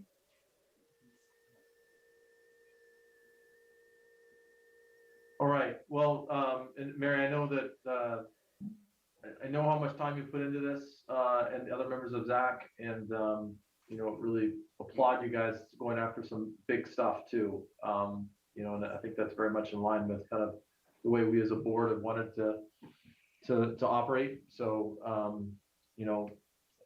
keep it up. You guys are doing a great job, and really appreciate all of the forethought and preparation and initiative that you guys have taken. So thank you. All right, we'll move over to Mr. Gasser. Maury, welcome. Thank you for joining us this evening. And I think, John, you're going to just let Maury share his screen and he can advance his slides on his own. He should be able to share now. Hopefully he has better luck than me. Okay, thank you. Okay. Maury, if not, we're going to have to use the map in your background. So, Yeah. all right, there you go. We can see your slides. Great. Do I need to introduce myself and say what HALT does? Or do you all know? Just in case there's any members of the public, the 10-second version I think is worthwhile. Yes. Okay, I'm Maury Gasser. I'm president of the Hopkinton Area Land Trust. We are a nonprofit private organization that manages open space in town. We've managed about 900 acres, of which we own about 350 acres. The rest is town land. We have conservation restrictions on those which we manage. So this presentation is a result of years, or probably a couple decades of us inheriting open spaces in OSLPDs, and this talks about the good things about it and the bad things about it, basically. So this was a much longer presentation. I didn't take out too many slides, so I'm just going to talk fast. So I hope we get this done. The red stuff you see on these slides are the bad things, and the other stuff is the good things. So I'm going to show you examples of the OSLPDs, several examples of those that, and I'll talk about what's good and bad about them. And then I'm going to actually suggest changes to the OSLPD bylaw. The goal is to make the open space more attractive to the users of the open space. Now, that doesn't mean it's going to be worse for the people who move into those developments, or it doesn't mean it's going to be worse for the developer. But the goal of open space, the OSLPD, is to provide open space for use by the public, and specifically trails and passive recreation. And that's where we're coming from. We also want to make it easier to manage the open space to where were given. And you'll see some of the issues I've shown you there. And I'm going to tell you what issues HALT runs into and what takes a lot of our time in some of these open space developments. So here's the examples. This is one of our favorite ones, Mighton Woods. It's over on the east side of town by North Mill Street. And what we like about this, the green is the open space and the green lines are the trails. We like the fact that it's a large contiguous space. You can kind of walk in there anywhere. There's woods and wetlands and so on. Plenty of room for trails. You can be far from the yards of the development around it. The development here in orange is broken up into 3 sections on the periphery. So that's what's good about it. The issues we faced here is that a lot of these backyards are really close to the border of the open space, and we've got some encroachments from those yards. And that's what takes actually most of our time to manage these developments, is dealing with the encroachments. So I just circled where they are. Here's another development. This is Deer Run. It's up on the north end of town, off Fawn Ridge Road. And what we like about this, you see it's kind of a skinny U-shaped, roughly U-shaped piece of open space. The development's in the middle. But the fact is it borders what was a lot of open space. Liberty Mutual is not so open right now, but this Legacy Farms is going to be preserved. So the fact that it borders this open space makes it pretty attractive. The green, you see our trail goes outside of our property around and comes back in. What we don't like is these narrow strips of land. We can't really put trails in there when we could, but who would want to go in there? It's squeezed in between developments, it's right over here. It'd be right next to the road. So it's not really attractive. You can't really use those thin strips of land. Now, if you compare, this is a possible fix. What I did was I took the same number of lots and the same amount of acreage of development and moved it all to the side. And so now we've got a big contiguous green piece of open space where it doesn't make sense to have a trail completely inside there. And all we need is the thin strips of land to access so we can get to it. Nobody has lost anything. We've just basically gotten rid of the buffer in this case. And by the way, you hardly needed a buffer because this is woods, open space all the way around here anyway. Here's another one, Sylvan Way. You can see this funny shaped piece of property. That's the Sylvan Way open space. We like it because it does border Cameron Woods and Phipps Woods. And what's really important about the Sylvan Way open space, it provides a trailhead right here for all the trails in Cameron Woods, which you previously really couldn't get to except from Whisper Way. So it's another point of access to this. That's really the main benefit of this open space right now. What we don't like about it is that almost all of the actual acreage of the open space is used up by these buffers. And there's not a lot of use for trails in there. There's some larger green space here and some space here, but it's just not that useful as open space in those buffers. Few options for trails. Also, there's an extraordinary number of encroachments all the way around here. All these little circles are where we've had to deal with encroachments. And this complex geometry. When we monitor open space, we walk the boundary. We have to document all the boundary points, take photographs of all the corners, and you can see how many corners there are. There's actually over 100 corner points in this property, and each one of those takes time to monitor. Another one, Whitehall Woods. This is a fairly nice shape here. Large area where we could build trails. It borders the Upton State Forest. It provides contiguity between there and Whitehall State Park. It was one of the main motivations for acquiring this land. Provides a trail access here and a trail access here. And so that part about it's nice. There is kind of a useless piece here, and I say useless in the sense of users of the open space wouldn't go there. It's there. It buffers the development in the middle from these properties out here, but it's not useful as open space to the users of it. And these X's also mark places where lawns are butting up right against the open space with no buffer whatsoever. Here's another one, Pelican Woods. This is up on Front Street. And this is another one of those U-shaped pieces of open space where the development is in the middle. And by itself, this wouldn't have been very attractive. However, because it borders Legacy Farms, all this open space out here, the trail we put around it could be right up against the outer edge of the property, and you'd be pretty far away from the actual yards. So that ended up being a pretty good place to put a trail.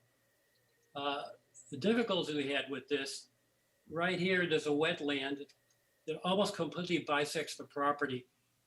We had to build one of our longest boardwalks to get from the dry part back out to the street to get past that wetland. And there's a useless finger of the open space here. And there's a 100-foot buffer here, which is not particularly attractive to walk because you are right in between yards. We put the trail right in the middle and you're 50 feet away from backyards on either side. So that wasn't very attractive. It's also got a complex geometry with a lot of corner points. It's got encroachment. It actually does have encroachments here and there. So, Hey, so hey, that- Maury, yes, can I ask a quick question going back there?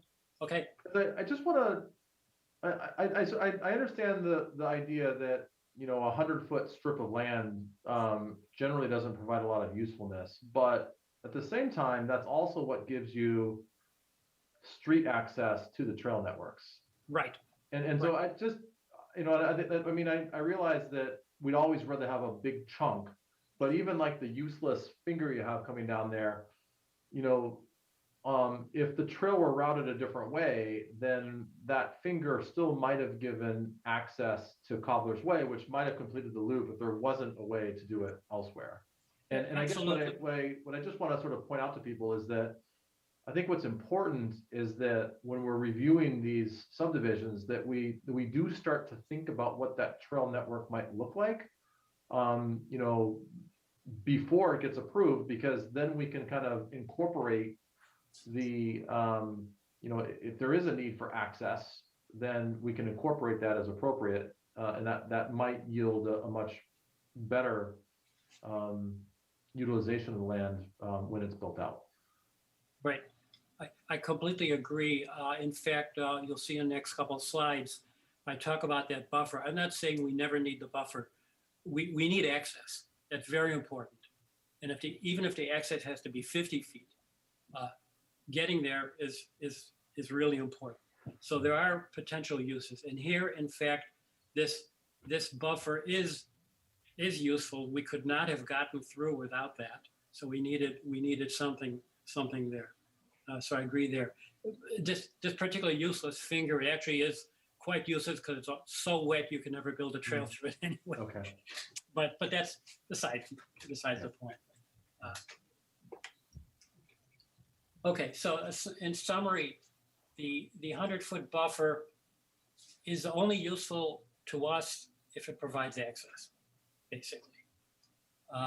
The problem is that in some of these open spaces I showed you, it consumes almost 50% of the open space area.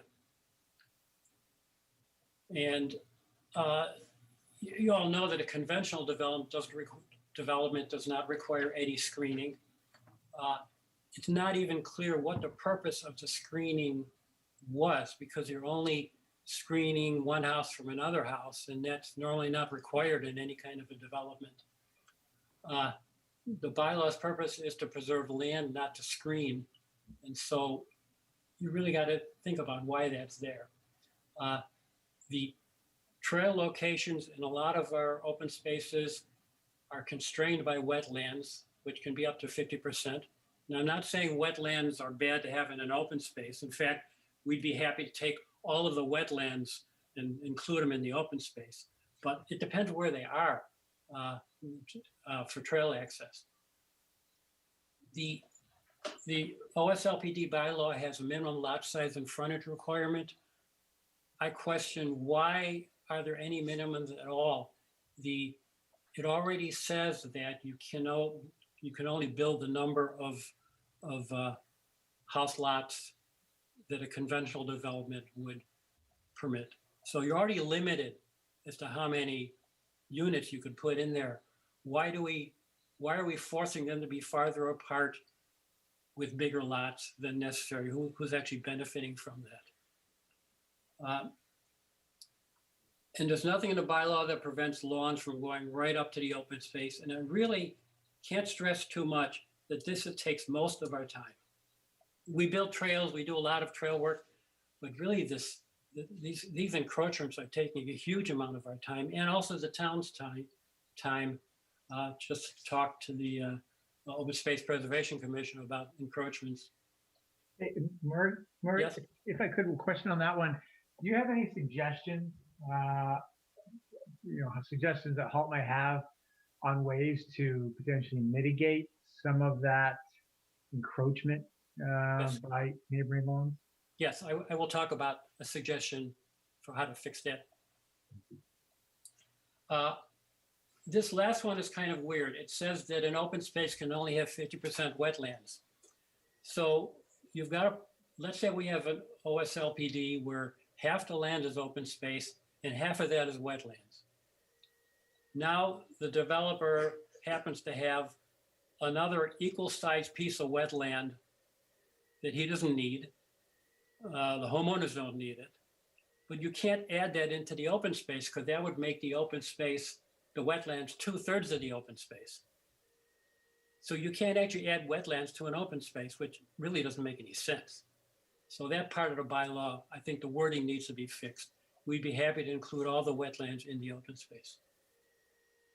And this is a technical detail, but the bylaw requires a conservation restriction on land, even if it's given to an organization like HALT. That kind of doesn't make any sense. So HALT is already a conservation organization. We don't need another conservation restriction on top of that that has to be held by a different organization to hold a conservation restriction. And in fact, very hard to find if another organization that will take a conservation restriction on our land. So that's a challenge. I got 3 slides on suggested improvements now. The first is to eliminate this as a requirement, the 100-foot buffer, but allow the planning board to impose it at their discretion. And reasons could be if somehow a budding property is adversely affected by homes. It's hard to understand why that would be the case, but just keeping in mind that if there was a conventional development, there wouldn't be that buffer. Here's the main reason that I think we might want to have buffers for trail access. And I pointed out that Mighton Woods has no buffers. And going back to the 1997 decision by the planning board, when they decided to waive the buffer requirement at Mighton Woods, and they did it because it would have reduced the significance of the interior open space. So if you remember Mighton Woods, there's 3 developments on the outside of the open space, and there's no buffers anywhere around there.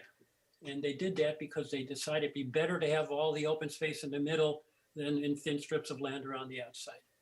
And they had the discretion to do that because the the bylaw does not require the buffer. It only allows the planning board to waive that for whatever reasons. Unfortunately, when developers read the bylaw, the first thing they do is they propose buffers because that's what the bylaw says. If there is a strip of land 100 feet wide or less, which is not that useful to us, if let's say the developer wants to provide that to get the acreage. Well, I want to discourage that. I note that the bylaw actually discourages narrow strips of land. It doesn't say you can't have them, but it discourages them. Well, if it's discouraging them, let's not even count those as part of the acreage of the open space. And what I'm suggesting here is a sliding scale, a simple formula. If it's 100 feet wide, you can't count any of it, 100 feet or less. If it's 200 feet wide, you can count half of it. If it's 300 feet wide, you can count 100% of it.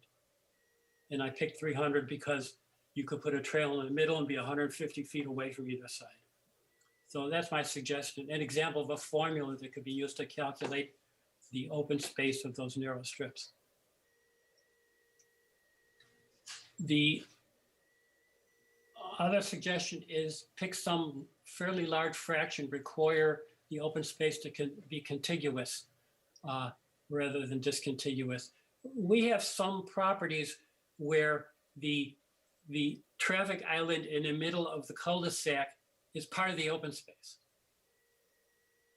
Really, I don't understand the logic there, but so they got their fraction of an acre added to the open space. Anything less than about 2 acres, isolated piece of 2 acres, I wouldn't count it in the open space calculation. And this one's really important. Practical public trail access to all pieces of the open space. So that needs to be going in. My suggestion is in the concept plan, the trails have to be laid out. And I think trail-centric organizations like TCMC and HALT should get involved in helping the developer lay out where the trails should be or could be. If a stream or wetland crossing is required to make the trail, I would suggest that Concom should be should approve that going in so that we know that it is going to be possible to build useful trails in that property. As I mentioned before, I don't think we need a minimum lot size and frontage. We already have a limit on the number of lots, so there's no reason to have any additional constraints. I'd like to discourage huge lots. We do have developments where the lots are 2-3 acres. That they're only that big because I don't know why they're that big, but it seems to me that the purpose of the OSLPD is to cluster the homes closer together, not spread them farther apart. And lots that big just use up open space. And by the way, a small lot, even if it's for the number of bedrooms, we can always have a nitrogen loading easement to allow a lot smaller than the number of bedrooms in the house, for example, if we need to. And now the encroachment risk that the question was asked before. I suggest is a 30-foot no disturb buffer inside the homeowner's lots along where it borders the open space. So it's a homeowner's land, but it can't be cut, which prevents the yards from getting any closer than 30 feet. I picked 30 feet because of all the encroachments we've seen. Only a very small fraction ever are farther than 30 feet from the edge of the yard. What happens is there's lawn creep. And it's not just lawn creep by the homeowner. Sometimes the developer just ignores the boundary line and builds the lawn over the line. And then people throw their brush, they throw their lawn clippings, the logs, whatever junk they have, they throw it over the line. if we give them that 30 feet, they'll put it there. They won't put it on the open space. And we do have no-cut zones right now. The planning board could impose that in a number of cases, but the no-cut easements that I've seen only limit cutting of large trees. And the problem there is if you cut everything smaller than the large trees and the large trees die, you don't have anything to replace them. And a buffer that's only got large trees in it actually is pretty transparent. When you look through it, it really doesn't provide any, you still have the visibility. Maury, can I, are you looking for, would you like us to hold feedback to the end, or how would you like us to reach? It depends. You can talk now. So some of the things here. So you say you don't want a minimum lot size, and you don't know why there's restrictions on the size of the lots. But then again, at the same time, you want 30-foot buffers. I live around Lake Whitehall, and I run by the Fox Hollow Road, which on your map is Whitehall Woods.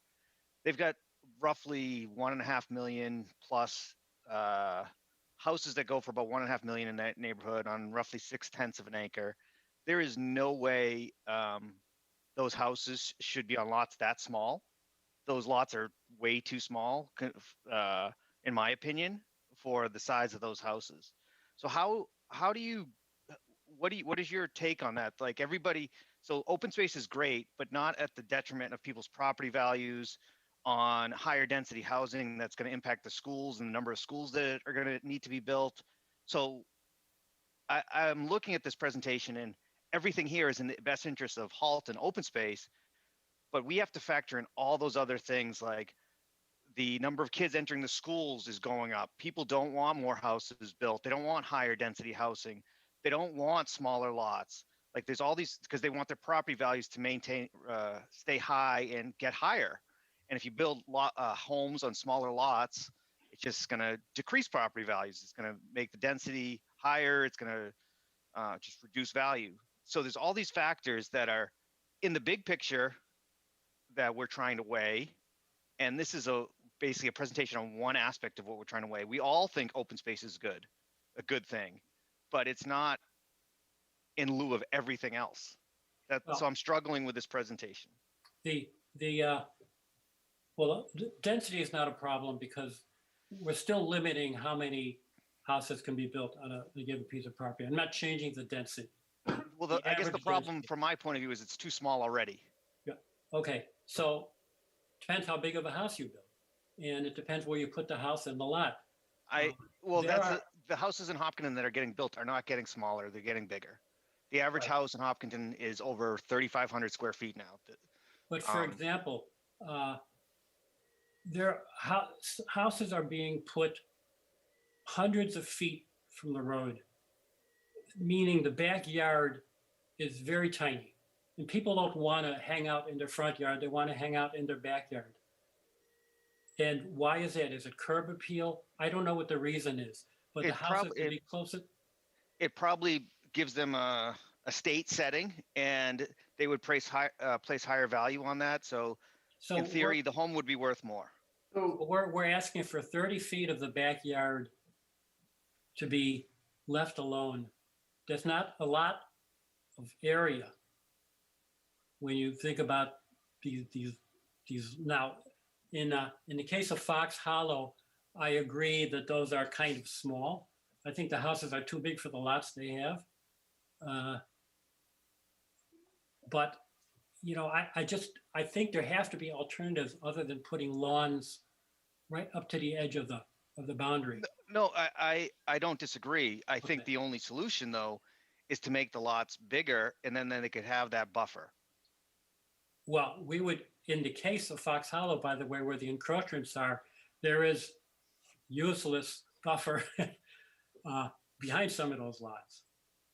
So yes, that would be the thing to do.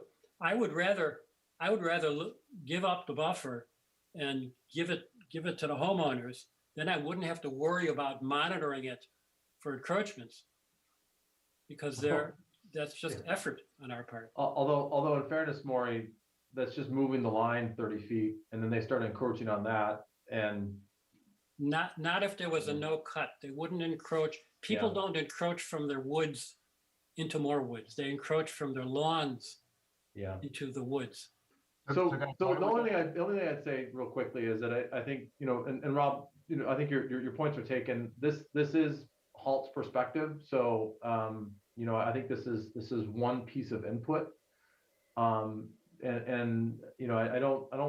don't think, we're not asking Maury to be the voice of the planning board and how we interpret and address this. We've, given some of the challenges we've had with OSLPDs over the past couple of years, I think it's useful perspective. But, I think rightfully so. He's the president of Halt. He is looking at this from Halt perspective. And I think that's one of the inputs that we should be considering. So Garrett, can I make a quick comment? Sure, Dave. So I have the same kind of discomforts that Rob has because of exactly what we're all saying, that this is geared to only one aspect. And, that Rob mentioned a bunch of different aspects. And one of the most important aspects of open space is to reduce the amount of road, which reduces the cost for the developer to build it and reduces the cost for the town to maintain it. So it's hard to look at a presentation like this and not factor in, call things useless when you're not factoring in, the whole big picture. So I just wanted to, I think we should move on and like Maury finishes presentation, but I just wanted to support Rob on that. Yeah, I want to stress that I think the 100-foot buffer is causing developers more headache, having sat into many planning board meetings. It's the 100-foot buffers that are causing them the problem, and I'm proposing getting rid of it. So I think they're going to be happy if we eliminate that requirement. And some of these others, maybe they don't like it as much, but there's a trade-off. We can't have everything.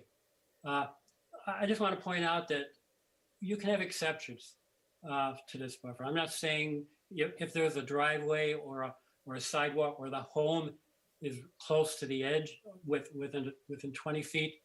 I'm not saying you have to have 30 feet around everywhere. I'm just worried about lawns because that's where the encroachments take place. And we also should, in all these cases, I think the planning board should be able to waive the requirement if there's some kind of demonstrated hardship. The last slide on suggested improvements, 25% to be contiguous upland. That's so that we have at least a reasonable amount of space that's not wetland that can be enjoyed as open space by users. And what this would do is it would allow adding wetlands to an open space without adversely affecting the calculation, basically. To solve that problem rather than saying no more than 50% can be wetland. So just another way of putting in that requirement. The boundaries, I think if we get rid of that buffer requirement, I think the boundaries of the open space would be much simpler. And it'll be easier to mark the boundaries. People will know where their property lines are and so on. The requirement to mark the boundaries is not in the bylaw right now. And we really need to be in there because those back boundaries are rarely marked very well. The front boundaries tend to be, but the back ones aren't. And this technicality about the conservation restriction, I think right now the planning board has the ability to, if the land is donated to Halt, the planning board has the ability not to require a mass general law conservation restriction. The wording in the bylaw just says conservation restriction enforced by town. It does not say it has to be the state mandated conservation restriction. So I think that's a matter of interpretation of what the bylaw says, but I think you have that flexibility now. The bylaw could make it more clear. However, in the case where the open space is retained by the developer or the homeowners association, we have a couple of cases like that. we do need some outside organization holding a conservation restriction on that. Otherwise, there wouldn't be any control. So we have to retain that requirement, and we have to make it explicit that it's an MGL conservation restriction, so that happens. Okay, so that's my my pitch. I contemplated. I'm going to be talking to Zach, I think, on Thursday about this again with the developer present, and I'm going to add some carrots for developers. This is not all anti-developer. It has, I think, has a lot of things that developers will like in it as well. So I'm going to try to make some points there. We'll see what developers think about it. Are there, I know we're a little over time. Are there any quick questions for Mr. Gasser?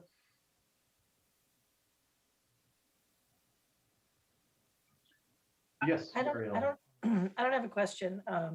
I really appreciate the study and the specificity of detail and the ideas to consider. So I know that there's a lot here.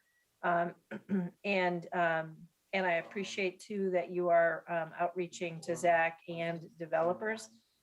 But this is a really great approach. It puts a terrific snapshot on what you're finding, the challenges you have. For example, the geometry of the lot. I have never thought about that as being something to consider, but just from a long-term management situation, it plays. So anyway, I really appreciate this, and I look forward to learning more as it continues to get discussed. Fran? Quickly to the chair, Maria, how often do you actually meet with developers prior to them laying out a plan and submitting it to the planning board? Or is it more of a reactive scenario where Hulk gets involved? It has tended to be a reactive. In a few cases, we have talked to developers ahead of time, but they're not compelled to coordinate with us in any way. And we might get a couple concessions here and there, but you know, it's kind of difficult to go to a developer and, you know, tell them what we want. So it doesn't happen. I've tried, but you know, once the planning board approves gives them the permit for the Ovis LPD, they're on their own, and we don't really have a way of getting involved. Yeah, thank you for that. You know, Mr. Chair, maybe that's something that we can consider when these developers come before us with just, you know, concept plan. You know, hey, have they spoken with Hulk, or is that something in consideration? That would be nice. Yeah. Dave. Thanks, Gary.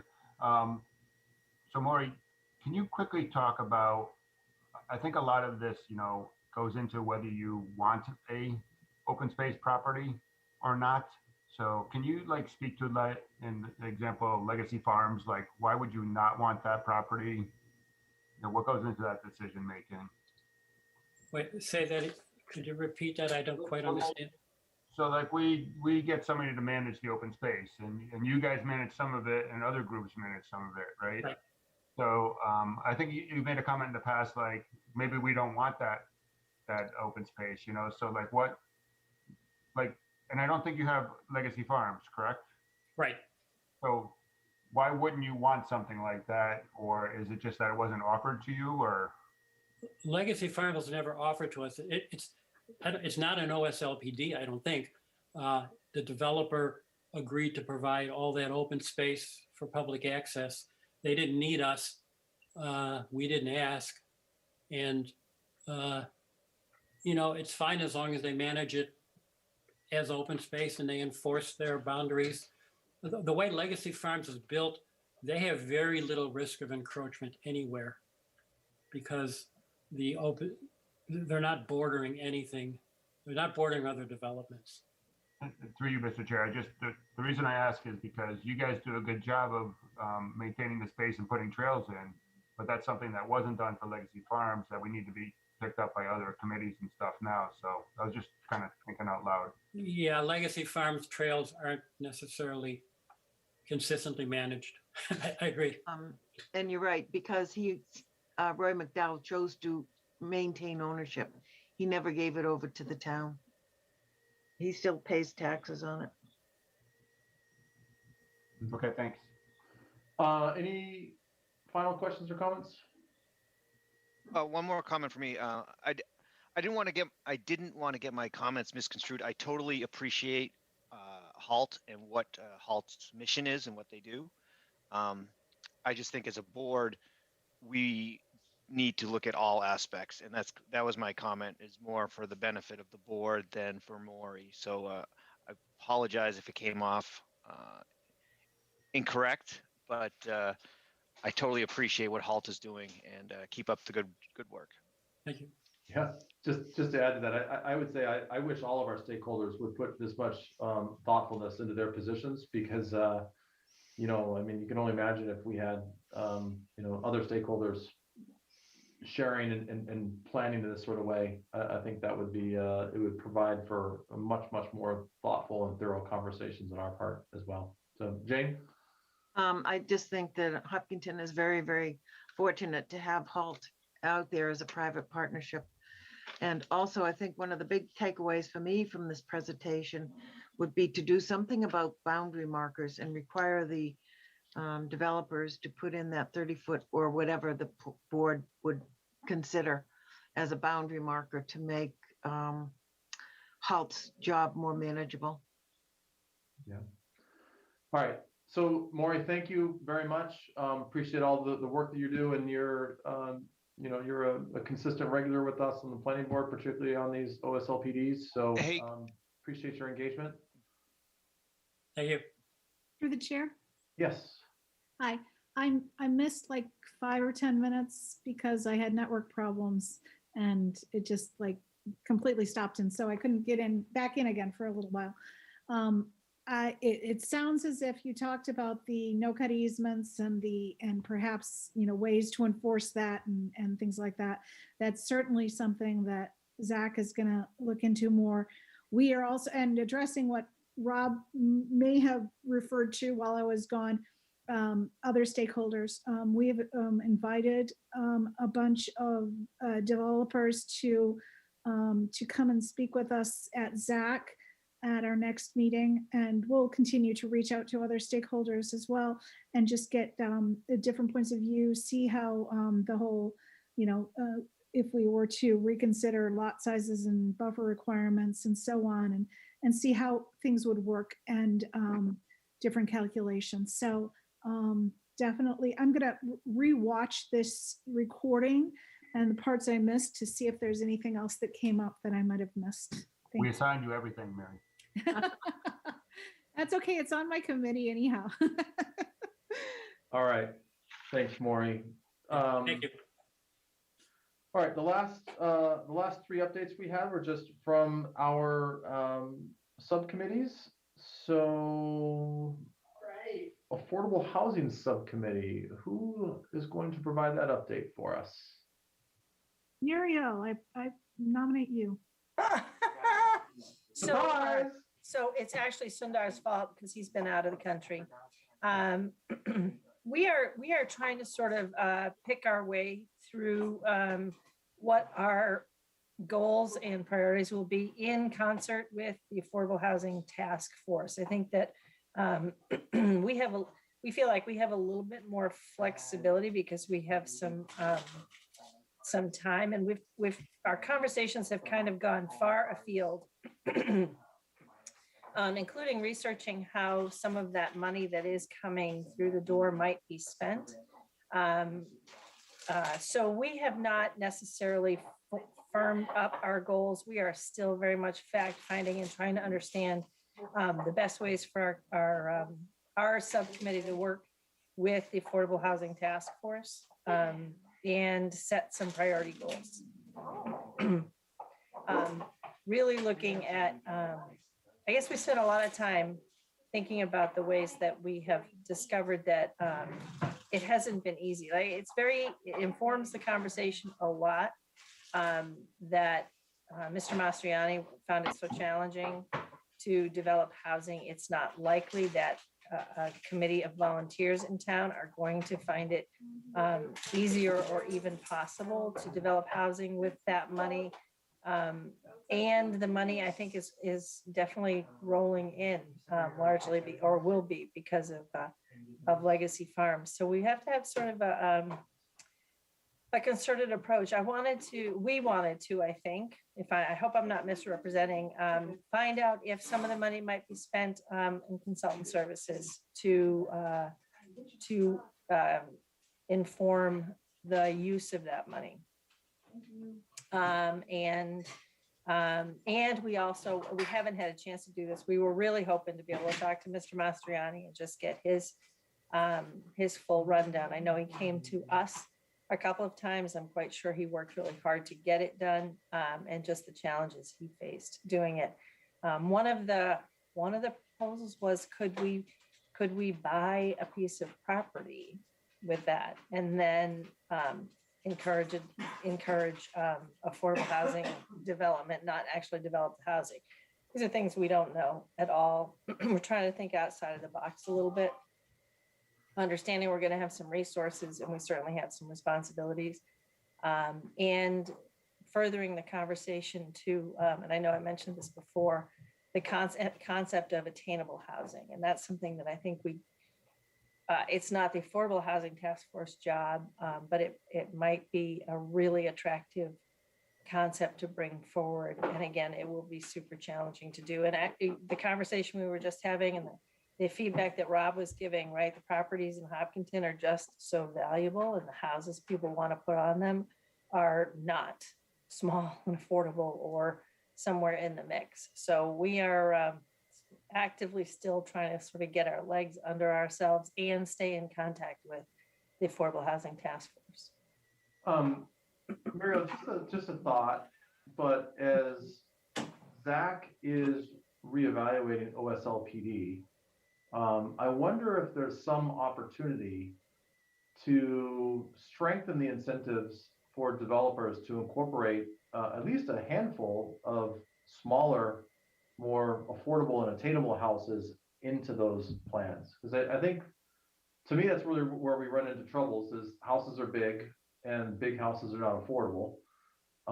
But maybe there's some way, and then we give developers the option of just writing a check instead of actually building a smaller house. But maybe there's some opportunity to strengthen that incentive for them to build a few smaller houses in those developments. I appreciate you saying that, because one of the things we learned from the Chamberlain Whalen development when we asked him to provide housing instead of the payment in lieu, was that at the time we brought it up was at the end of the public hearing process when the house numbers had been assigned. And so there might be, we might need to rethink the bylaw and make sure we embed the conversation into the process and somehow build in flexibility, just like you were suggesting, Gary. I think we all agree that affordable or attainable housing sort of mixed into existing neighborhoods and about town would be a really attractive way to go about doing it. But we would have to do that earlier in the process because it all goes into how many units we decide they are able to, as a maximum, put on a piece of property. I think, through the chair, I think Muriel's and Gary's dead on. I've seen other towns take those big houses and develop them so that they still look like a single family, but they're actually multiple families. And they assign those to affordable housing units within the development itself. Yeah, Dave? Yeah, thank you, Gary. I just want to ask you a quick question. So my sister in Connecticut, I believe what she bought was affordable housing because when she bought it, she wasn't allowed to sell it for more than a certain percentage of what she bought it for, 5%, 10%, whatever it was. Is that kind of the concept we consider for somebody purchasing a house that we would get built? So that's the state law that overlays it, Dave. And we have a similar law in Massachusetts. I don't know the particulars. But if you buy a house if you're qualified to buy a house at an affordable rate, and the formula is all set depending on the town, right? So to be affordable in Hopkinton is different than to be affordable someplace else. but so there's a formula, you have to qualify to be able to buy it. And then, you know, the deed is underwritten so that you have to sell it and not realize an extraordinary profit and keep it affordable. Some of the challenge is that if you can't find a buyer, you know, you are not held indefinitely to that property if you are choosing to move or need to move. So towns very often face the loss of affordable units Thank you. in that turnover process. It does sound like they have it covered though, as far as people just not wanting to get moving in and get a huge reward out of it by selling. Right, right. Through the chair, if I could ask a question for Muriel, I don't know for sure, but I think I can't think of a development in the last 20 years in Hopkinton where there was affordable housing units built into the development that was being constructed, where there was. Okay. Sanctuary Lane, right around the corner from me. In what I would call tradition, so Sanctuary Lane is those are townhomes. Mm-hmm. Yeah. So I guess let me rephrase as standalone homes. I can't think of. I agree with you, Rob. I don't think it's happened, right? No. It's something that's desirable, but we haven't managed to do. I think our setting a goal that's probably, at least from my point of view, unrealistic is much more is realistic that a developer could buy home that's either a lot or home that's a lot that's existing or a home that's existing and make it affordable housing, as opposed to if they're putting up literally $1 million, $1.5 million homes, the chances of putting an affordable housing unit next door is very low. They're just not going to want to do that. That's not practical. Rob, to the contrary, through the chair, I've seen it done in other neighborhoods and other towns where they make these large homes look like it's a single home, but in fact, it's a 2 or 3 family home. And they do sell, and they're very popular. Yeah, through you, Mr. Chair. So 2 things. I think I would like to hear more about that, Jane, actually. And I think that concept probably faces some resistance in Hopkinton as well, right? It is a matter of finding out if the town supports an approach like that. I would personally support it, but I don't know how other people feel. And then the concept, Rob, that you identified is exactly what we asked Mr. Mastriani to do. And he found it. He said, yeah, sure. No, you know, if you know Paul Mastriani, he's a real go-getter, right? Okay, fine. Yeah, I'll do that. And he found it. The process is layered, and there's a lot of bureaucracy. It's a state governed thing. But also he simply found it difficult, and this was before the market was the way it is now, to buy a piece of property and put an affordable unit up. To find a piece of property, get it approved, and buy it, and make it possible to do. So we really wanted to learn from him. We know he went out and worked hard at it. We wanted to learn from him what the barriers were that he wasn't able to overcome, and see if that sort of informs some policy, some zoning, some approaches going forward. And can the town make an investment with a developer to put up affordable housing units? When you say difficult, it's, from my point of view, it's really just difficult financially. It just costs less for him, for a developer, to pay whatever the rate is than to do that. Way easier to send us a check, and what I'm representing to you, and that's what every developer has represented for sure. That's easier to do, and I'm not confident that the town is equipped. Certainly not with a committee of volunteers, probably, to do it any more effectively with the money that we're getting from those checks. So then we have this building fund of money meant to bolster our affordable housing circumstance. And it is hard to imagine it going anywhere unless we start thinking a little bit differently and try to figure out ways to make it happen. One more thing, and then I'll be quiet. Another approach I've seen other towns take is that they will buy a very rundown house in a small neighborhood of an older house.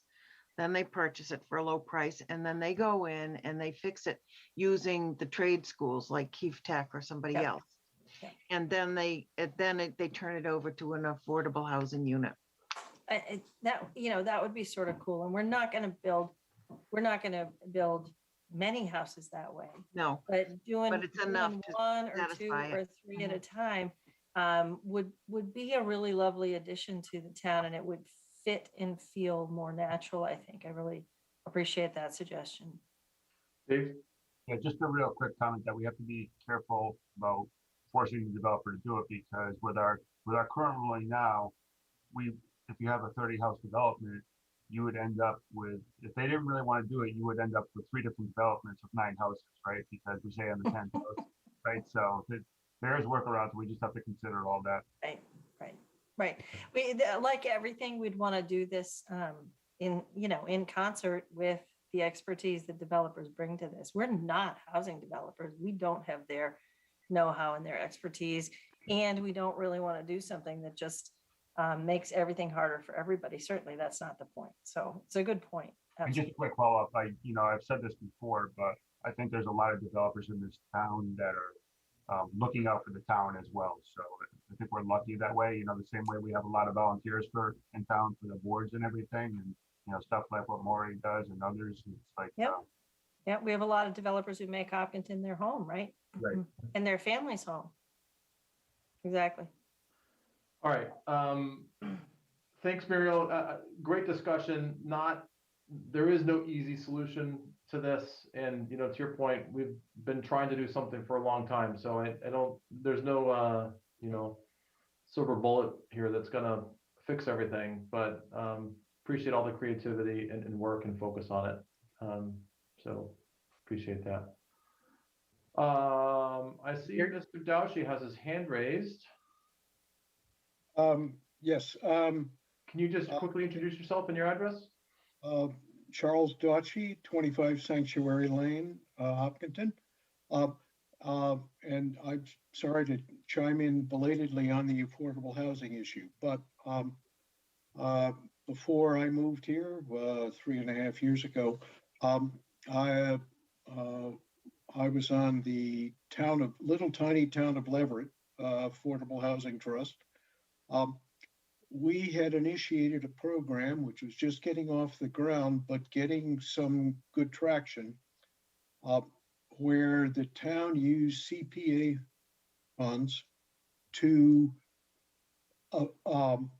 essentially buy a restriction on a home that was then sold at an affordable price to a affordably qualified buyer with a restriction for regarding future sale.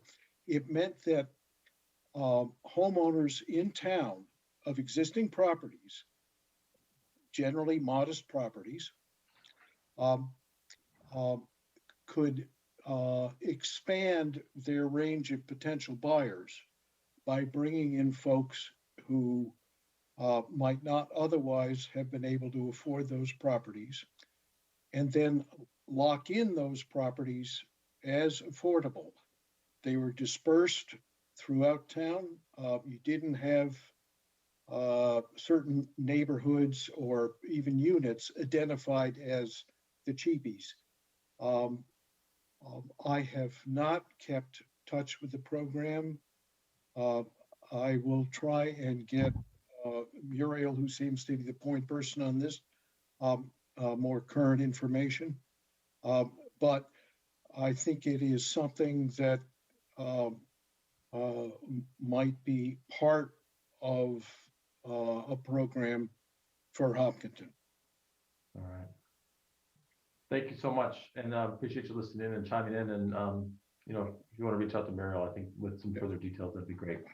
So we're gonna go ahead and move on because we are a little bit behind. So we'll turn to the OSRP subcommittee, and is there a volunteer for a quick update from that group? I could kind of start and team members jump in as well. So we haven't made much progress over the last few weeks. We did get together probably maybe a month ago now. Myself, Mr. Gelsich, Jeb, Rob, Steve Lewandowski to kind of talk high level about what we want to do. And Steve brought some good ideas to the table. And I think John's got some ideas as well.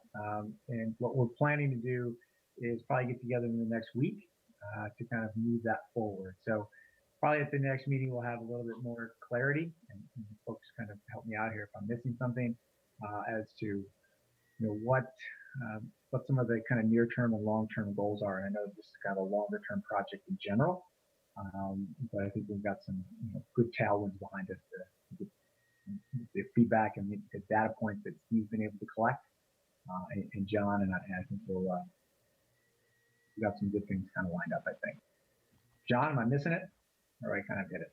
No, I think you've got most of it, but I'll just add that the OSRP, as I've said before, is kind of a regimented type plan. So Steve Lewandowski actually had a great document that he prepared, which set out all of the tasks that were necessary for the OSRP as laid out in the workbook. Yep. And kind of set it up as a task list / schedule.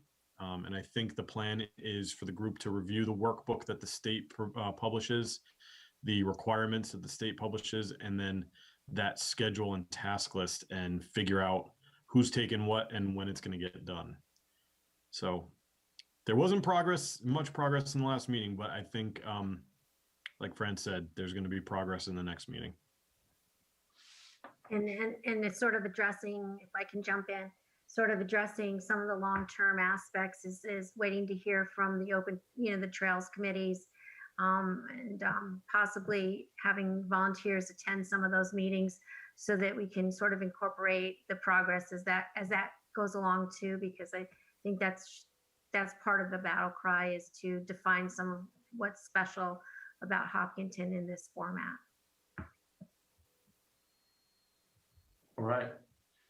Thanks, everyone. And then the last update on the pedestrian and connectivity subcommittee, and I'll go ahead and hit on a few highlights, but Jane or Dave, feel free to chime in as well. I think we're moving along. And first and foremost, in case you might notice, we changed our group to the pedestrian connectivity subcommittee, and we intentionally moved away from the trails piece and sidewalks for that matters, because we really are not focused on one versus the other, but really on improving pedestrian connectivity in town.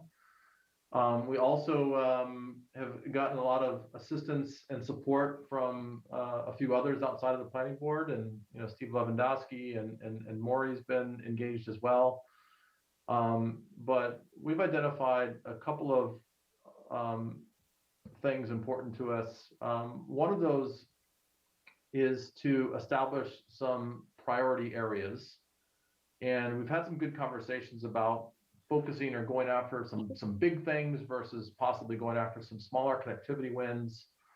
And where we ended up is from a priority perspective is trying to build better pedestrian connectivity between West Hopkinton and the broader central or downtown area in particular, and across two fronts.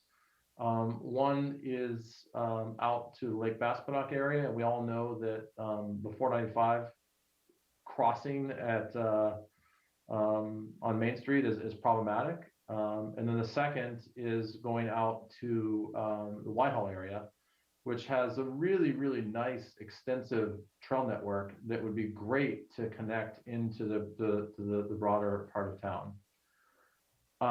Not to say those are the only places. There's a lot of different areas that would benefit from it, but we think in general, we haven't quite firmed this up yet. But we feel like as a planning board, there's an opportunity for us to go after some of those bigger things and allow some of the other groups, like, you know, the Trails Committee and you know, HALT and other groups to kind of go after some of those smaller connectivity wins.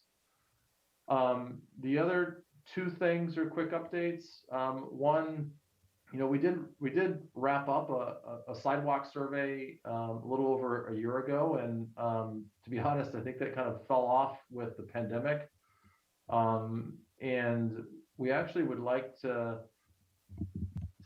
expand that survey a little bit, particularly now that a lot more people are out walking and running and cycling and other things. And I think there's some opportunity to improve a little bit upon it, you know, whereas the prior focus is really just on sidewalks.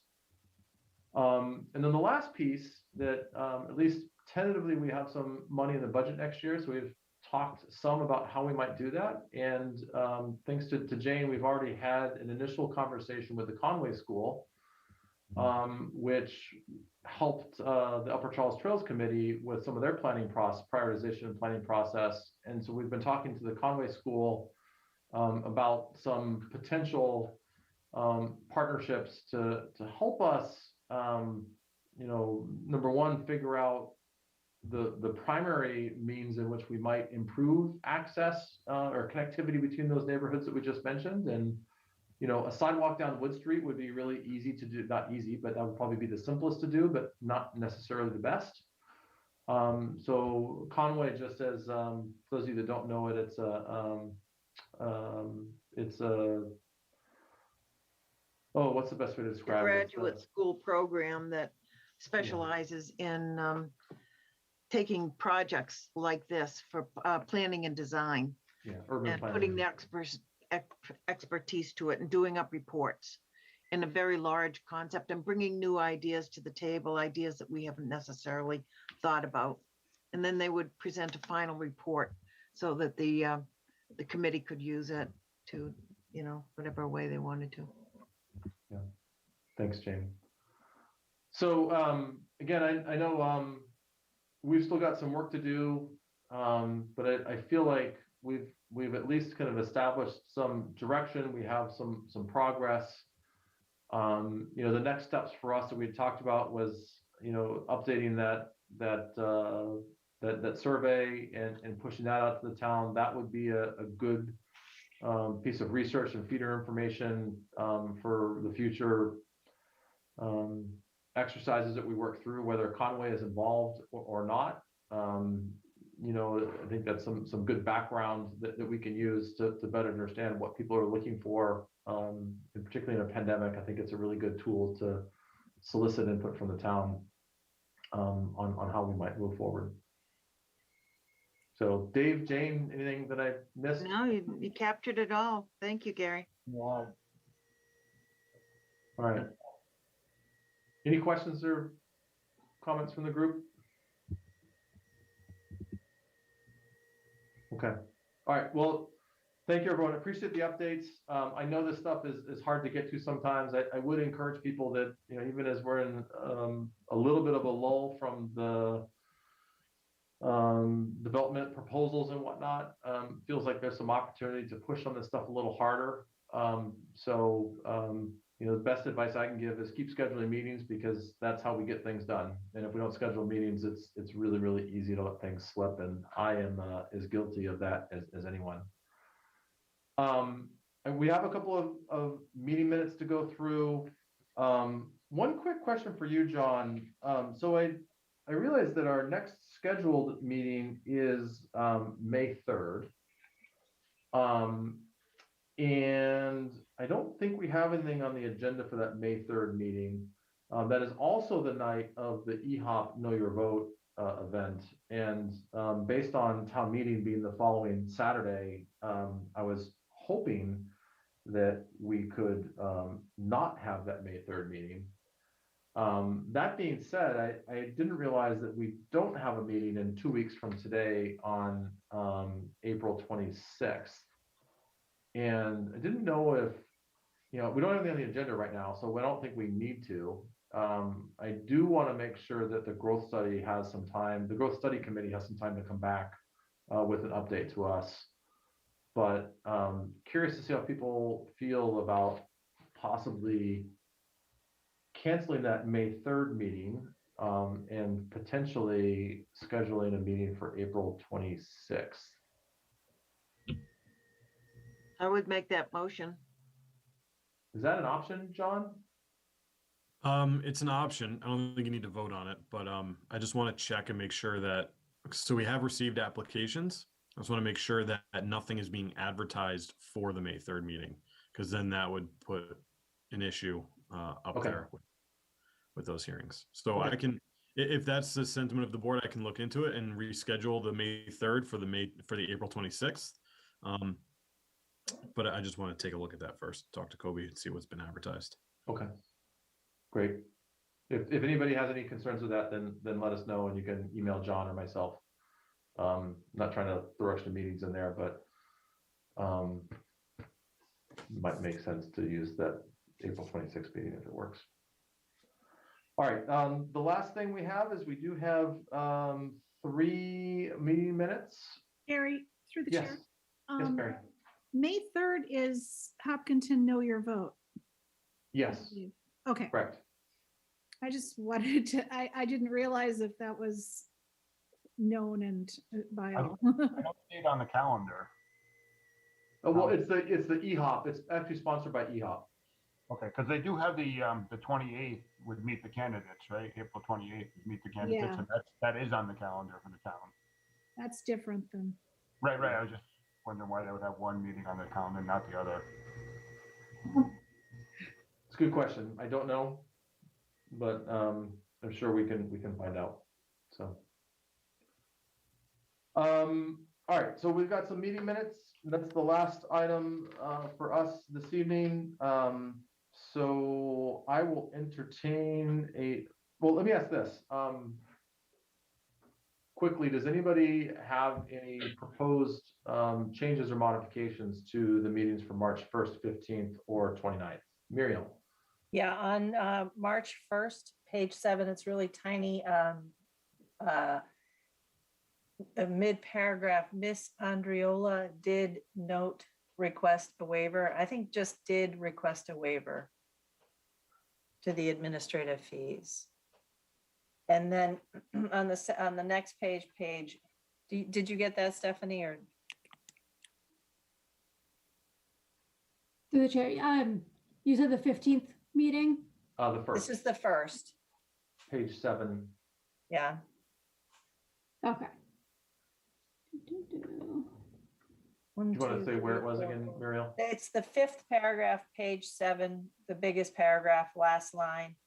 Miss Andriola did request a waiver to the administrative fees. And on the next page, we duplicate Ms. Larson Marlowe, and I know it's important to listen to Mary, but we duplicate a paragraph, a comment that she made.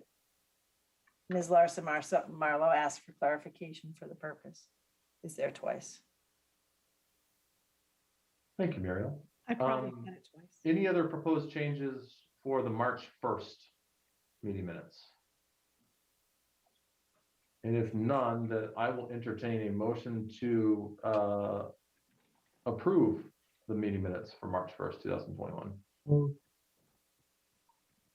Second. All right, Fran with the motion and Muriel with the second. I'm assuming no further discussion. So we will vote. Rob, how do you vote? Rob Benson, yes. Muriel? Muriel Kramer, yes. Jane? Jane Marin, yes. Dave? Hey, Paul, yes. Mary? Mary Larson Marlowe, yes. Deb? Deborah Feinberg, yes. Sundar? Sundar, you're muted. Sundar Subramanian, yes. Fran? Fran DeYoung, yes. And Gary Trindle's a yes. March 15th, any edits or proposed changes or questions on those? One quick Muriel. one. Sorry. Page 5.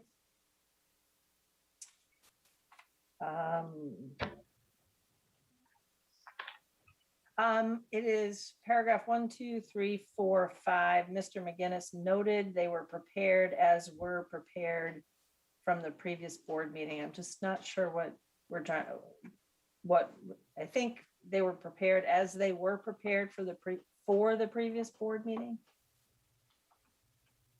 I'm not sure. I'm not sure. It just needs to be clarified a little bit.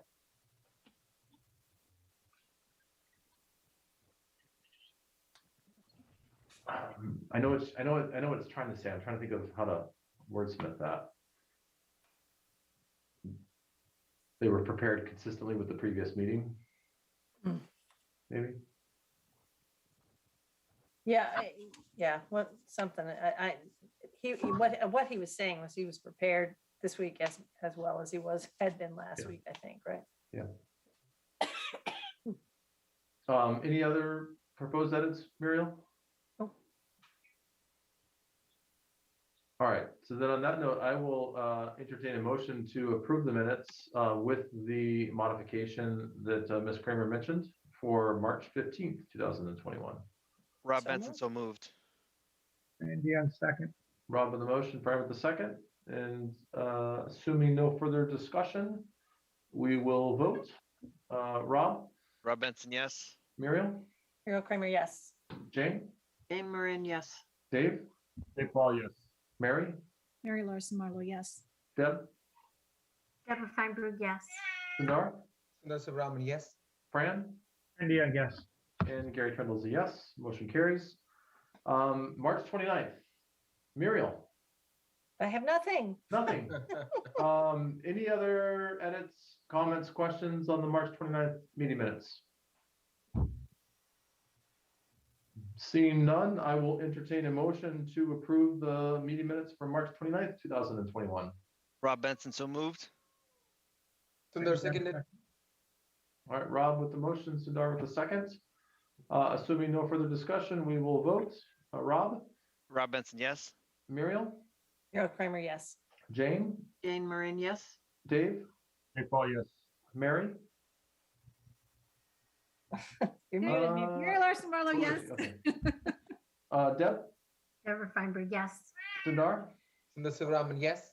Fran, And Dion, yes. and Gary Trendle is a yes. And on that note, if nobody else has any comments, I will entertain a motion to adjourn. So moved. Rob Benson, second. All right, Sundar with the motion, Rob with the second. Assuming no further discussion, we'll vote. Rob, Rob Benson, yes. Muriel, Muriel Kramer, yes. Jane, Jane Marin, yes. Dave, Dave Paul, yes. Mary, Mary Larson Marlowe, yes. Deb. Deb, you're muted. Yeah, I'm sorry. I missed the last. I was knocked out of the system. Oh, I'm sorry. Okay. Do you want to abstain then?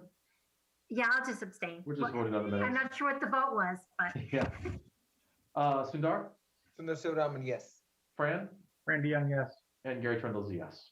So, oh, sorry, that wasn't on It's this. to That was adjourn. on to adjourn. I'm already, I'm all tied up too, so. Deborah Feinberg, yes. Hey, Deb, you have to stay on because you're abstaining. It lasted till the very end. All right, thanks, everyone. Have a good night. Good night. Thank you. Everyone. Bye, everybody. Bye. Bye, everybody. Stay well.